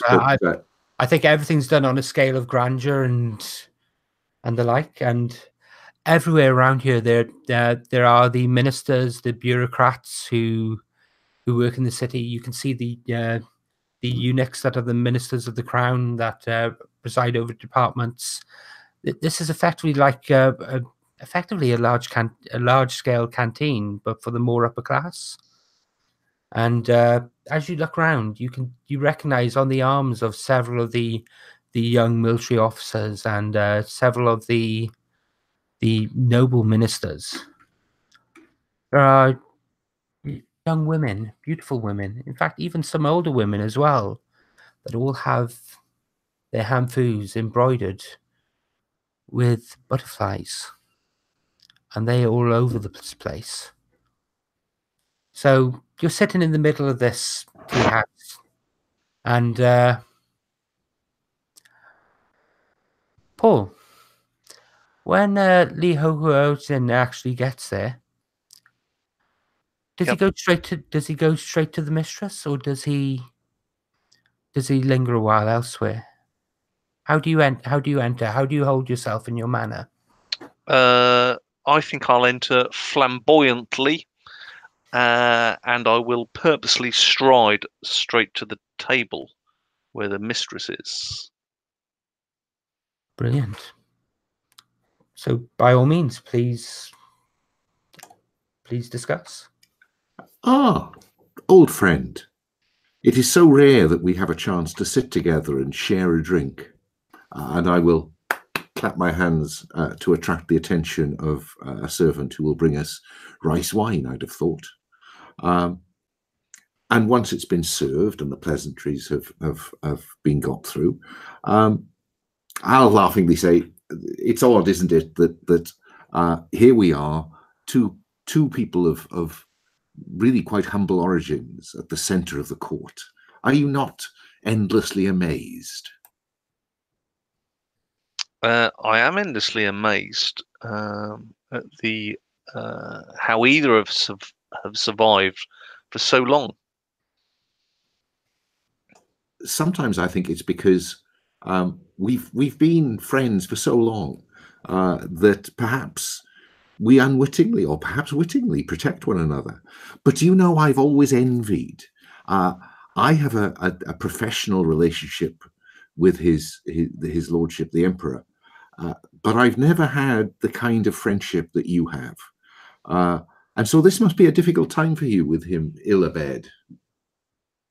It is, but death comes to us all, even the Emperor. You're muted, Alan. Oh, you're resigned to that? I suppose I thought that you would fear his death. After all, you are his friend. I am his friend. I don't fear a natural death for anybody, as long as it is a natural death. And do you think that now, come, Leho, are you telling me what I think you're telling me? I couldn't possibly say in such a public place, but I could possibly easily believe that. I think that I may be studying Leho, just for reference, and I will probe, I think. So, but you see more of the Emperor in private than anybody else. I do see genuinely. I do see a lot of the Emperor, indeed, but he still has his other businesses of state, which I care little for and show no interest in. For instance, any dealings with your such department. You know that we are the shield of the Emperor, and were there to be anything that you felt that I should know to make that shield more effective, I'm certain I can trust you. Can't I, Leho? Of course you can trust me. I'm as trustworthy as any sailor. What an interesting turn of phrase. I think I would like to roll study now, please. Okay. Just give me 1 second, because I'm just actually checking something down here. Yes, by all means, roll study, please. I think that this is. I am calculating his reaction. So I'd like to roll with metal, I think, which is +2. Okay. So there's Secret Sun. So that gets to 9. Okay. On the 9, you can ask one question. Yes.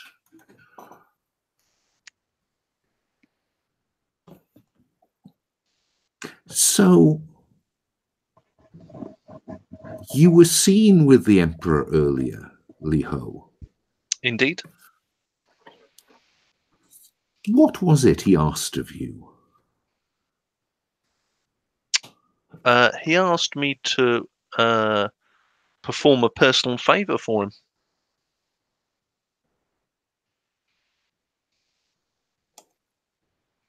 Well, know, old friend, that in pursuing that favour, if anything I can do to help, I would be more than happy to do. And I'd be more than happy to call on your services if I believe them to be of use. So we could easily have this conversation again in the future, I feel. Let us stay more regularly in touch. Old friends should not be parted for long periods. Indeed. I will agree with you, mistress. At this point, you can hear music picking up in the room. As you look around, you can see a group of the women in the butterfly robes have got together, and several of them have produced instruments. And they start playing, and the ones who playing their lutes, playing their flutes, gently settle down to the ground to their knees, And there, standing in the middle, is one of the most beautiful women under heaven. A woman of such elegance, such grace, that there is sure divinity within her. Her name, as you well know, he says, having to look it up 1 second, is Perfect Silk Blossom. And she starts to sing. And her song rings out over the room, and the room goes quiet. She sings with such clarity, such soul, such presence, that you can see several of the older courtiers.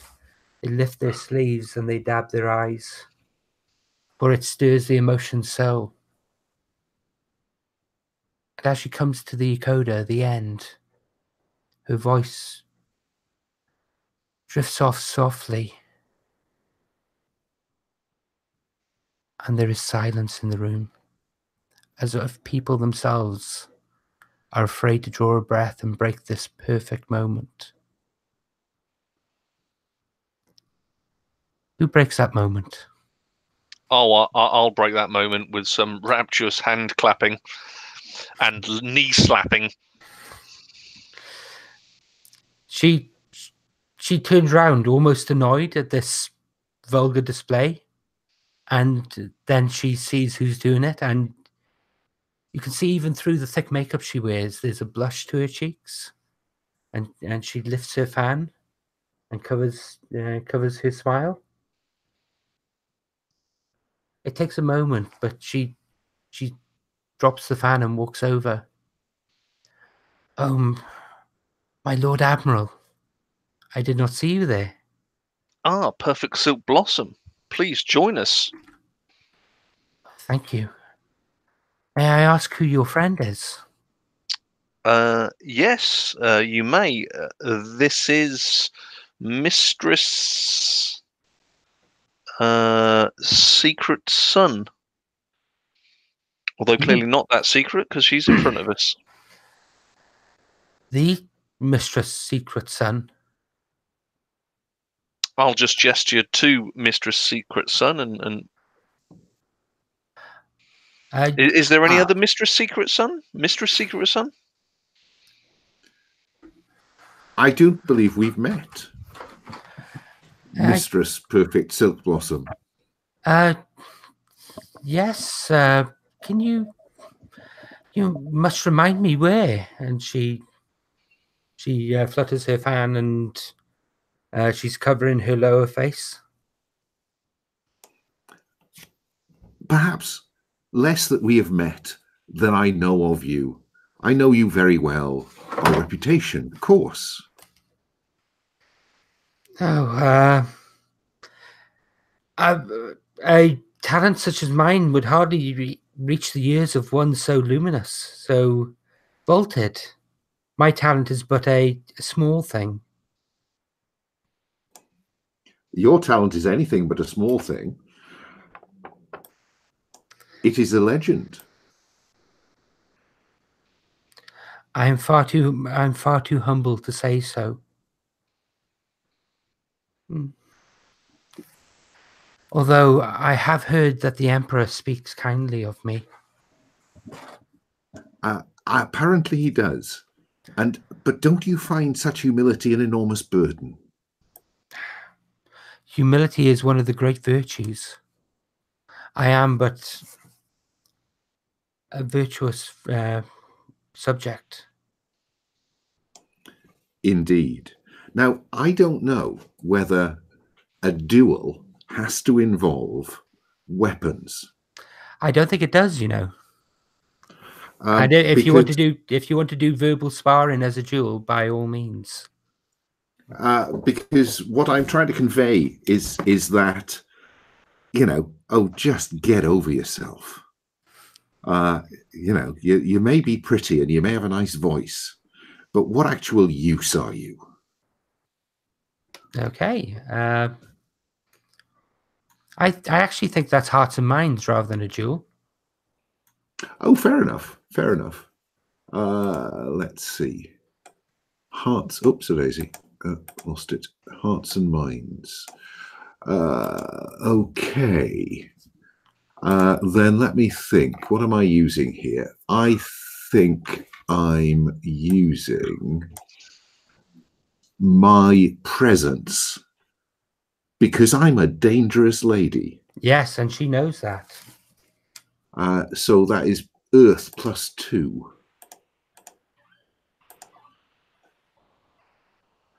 That's 8. Okay, so you can choose one of those options.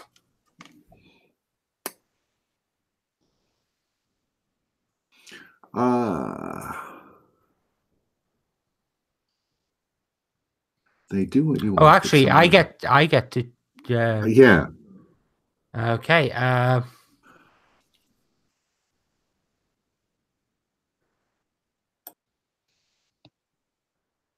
Okay. I think you're going to get +1 ongoing on them, and until there's a change in the fiction. I think they're suitably cowed by you that she backs down somewhat and is much more demure. That's just fine. My dear Admiral, I've heard there will be a great celebration tonight. Please tell me you will take me. Of course I will, my love. Of course I will. But clearly, after what's just happened, it will be best to avoid Mistress Secret Son, because she is as slippery as a slippery eel. Oh, don't let me interfere. Matters of state call me away. Good night, Admiral. Good night, Mistress. May we meet again soon, hopefully. And I shall explain to Playful Blossom, was that her name? Perfect Silk Blossom, that indeed I will accompany her to whatever engagement is in the palace tonight. Oh, thank you. And she positively beams. Oh, thank you. The Empress has invited us to sit with her. It will be such an honor. Indeed. To sit with the Emperor's young wife is a large honor. She has so much she wishes to tell me, and I have so many stories to tell her. Well, maybe can I warn you that the Queen is also like Mistress Secret Son, in that she is also as slippery as a slippery eel found at sea. Oh, she slaps your wrist with the fan. How dare you talk about Her Majesty like that? She is the bride of heaven.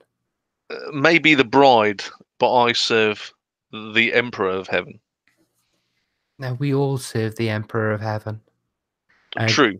And she jabs your chest. Well, she lightly jabs your chest with her fan, and fan, I will take it.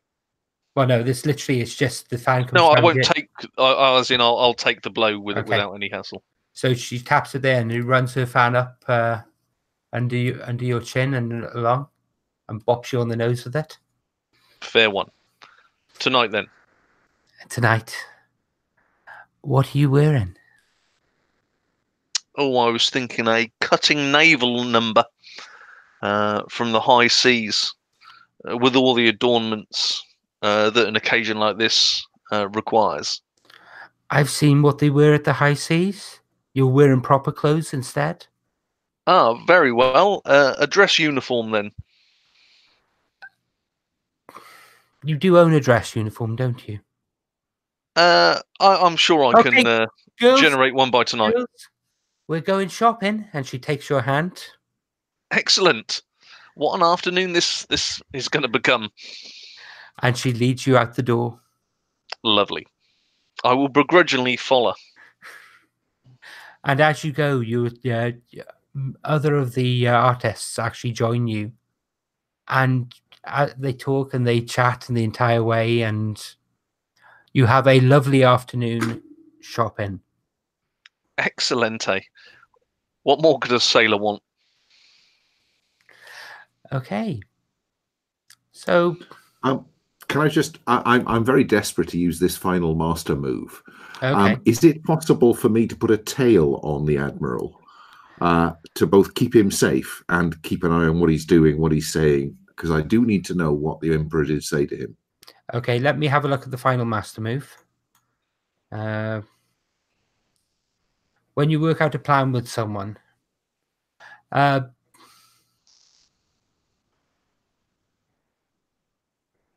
I think I've got in mind is if I was to use that to put a team on him, a team of watchful peacocks, okay, then at a certain point, were the Admiral to either get into difficulties or have a possibility of revealing something, then I could do this +1 forward to a roll, clear a chi, produce needed items, blah blah blah, to see whether they can overhear on my behalf. okay. I think you'll need to order a specific person to do it rather than just a random NPC. Okay. So, is there anyone within the ranks of the watchful peacocks that you would trust? Crystal hammer would seem like a sledgehammer to crack a nut. So I think I will go with Linlay. Okay. If we can create Linlay. Linlay is one of my more effective street operatives. So she'll be able to follow him around the Forbidden Palace and possibly beyond. Brilliant. So can you roll that move then, please?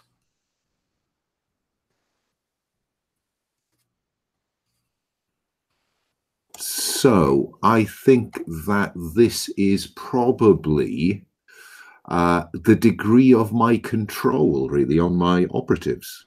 Fair enough? Yeah, I think so. Go with metal. Okay. Oh, goodness me. So that gets all the way up to 7. Okay, so you get 2 hold on that. Okay, so I'll make a note of 2 hold on the Admiral's watchers. That's right. So yeah, you can use it to give him +1 forward on a roll, to clear a chi, and produce needed items. Okay. So at this point, I think... can I use my move? I have a move Devoted Child that I can ask for a favor. And I would like to ask for a favor. Yes, by all means. So who you want to ask the favor from? I think, well, there should be someone in my father's court where I think someone in my family. So I think it would have to be my stepmother, who's probably about my age. And I would ask her the favor of I don't know what season do we have? We're in New Year, so it's around about February. Okay, great. So I would ask the favor that I've always dreamt of a winter wedding. Yeah, okay. So shall we role play through that scene and then you can make the roll? I don't have to make a roll. It's just my move says you're loyal to your family and they support you. Once per session, you may call in a favor, letter of introduction, entrance to private ceremony, or support for a wild plan. They may ask favors or have other expectations for you. Okay, so so we cut to her dining room, and she's sitting at a funnily enough, on a small throne with a table beside her, up on a dais. The entire wall of the entire far wall of this room is covered in small little candles, all scented, all adding their scents to the room. And there are gauzes and silks draped from the ceiling. And she sits there as you walk in. I will greet her properly. I don't know if that means that I have to throw myself on the floor, or do I just have to kneel, or just to bow? She very much just as you come in and bow, she waves to a seat on the dais next to her. Yeah, I will sit slightly below her. So come, daughter, sit. Let us talk. Thank you for receiving me, Mother. I have there is something weighing on my mind, and I would wonder if I might ask you something rather foolish. I've always dreamt of a winter wedding with the snow falling and the clear, cold air making our breath bloom, and the flames will rise in the darkness. Could we not postpone my marriage until the winter? She takes a cup and holds it for you to actually pour a drink for her. I will do that. I'm rather nervous. And she will lift it and lift the top. You ask a difficult thing. This wedding is your father's idea. He seeks to secure alliances, given the state of the land. But I will be betrothed still. It is not that I will not marry Master Baodelan. Of course I will, but just I so love the idea of snow on the ground when I get married. If you get married. When I get married. Child, I am so sorry. I did not wish to bring this to your ears. I can delay the wedding. That would not be hard. It will cause problems. But do you not realize why we ask this of you now? I do. I said it was a foolish thing to ask. I'm a foolish young girl. I know that. But please, please, give me this last chance to be a foolish young girl. I won't be afterwards, ever again.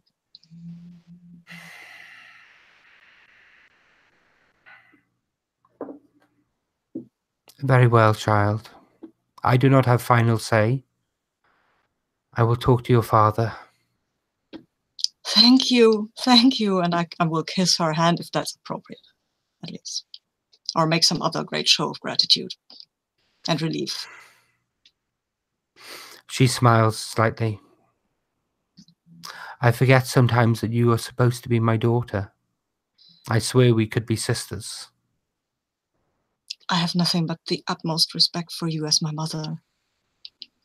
And I'm meaning that. That's actually I'm totally sincere. And you can see that troubles her. Mm. Child, she stops and looks around. She looks at her maid. This tea is cold. Bring me another cup. Bring us another pot. Boil the water fully. Do not bring this swill again. The maid looks quite shocked by this and rushes over and takes the cup and runs out. And when the maid steps out, the Empress stands up and moves over and closes the door behind her. Sister, come here. We need to speak. I will come over to her. I'm slightly alarmed at this change of pace, but I'm willing to, of course, do something for her. She leans in. I must tell you this, for it is not fair to keep it from you. Your life is in danger while you are in the capital. Why? From whom? There are those who move against you. But I am just an unimportant princess. There are dozens like me. You do not know your own value. You are the apple of your father's eye. You are the blossom of the finest blossom of his garden. The influence you wield. The Emperor can move the heavens, but you can move him. And I think, and she blushes because that she did not know that. We will delay your wedding, but you cannot stay in the capital. I will go then. What would you advise? Where would you advise me to go? I will send you to the south.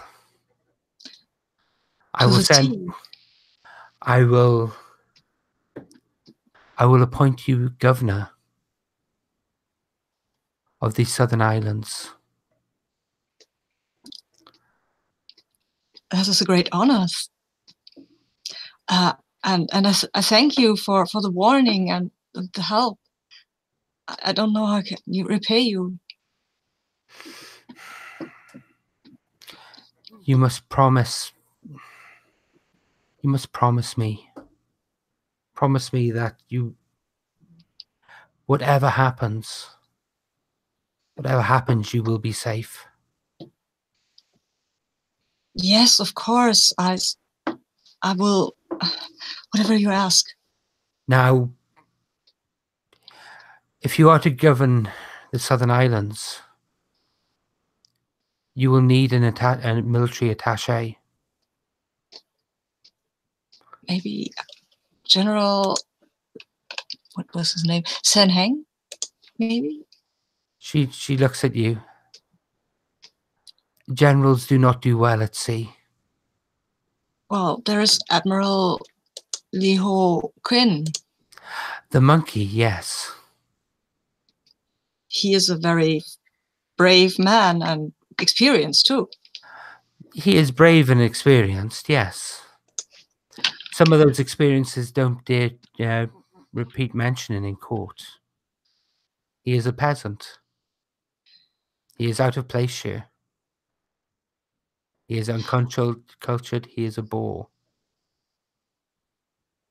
Of course. But he will keep you safe. I will write the orders straight away. I will appoint you as governor for 6 months for a tour of the island. Thank you. You will bring back a report, and we will have a winter wedding for you. Yes, thank you. So, I would go and pack your bags. Yes, I will go and pack my bags. She goes and sits. She goes and sits at the throne again as the maid comes back and takes the drink from her, takes the cup from her, and looks to the kettle and to you, and holds out the cup. And I will pour the tea for her. And she raises the tea and toast and drinks it, and puts it down on the table. It's a sudden hard cut. Okay, cool. It is now nighttime. Lanterns flicker. And that same cup of tea is there. And the Empress is still sat on her throne. And the camera pans round. And there are 3 people kneeled in front of her. It is done. They are both out of the way. They are heading to the south. Make sure they do not come back. Keep them in the south until I have done what I need to. And she turns to one of them. Yes. Everything is fallen into place. And I think at that point we'll cut. And the end of episode credits come up.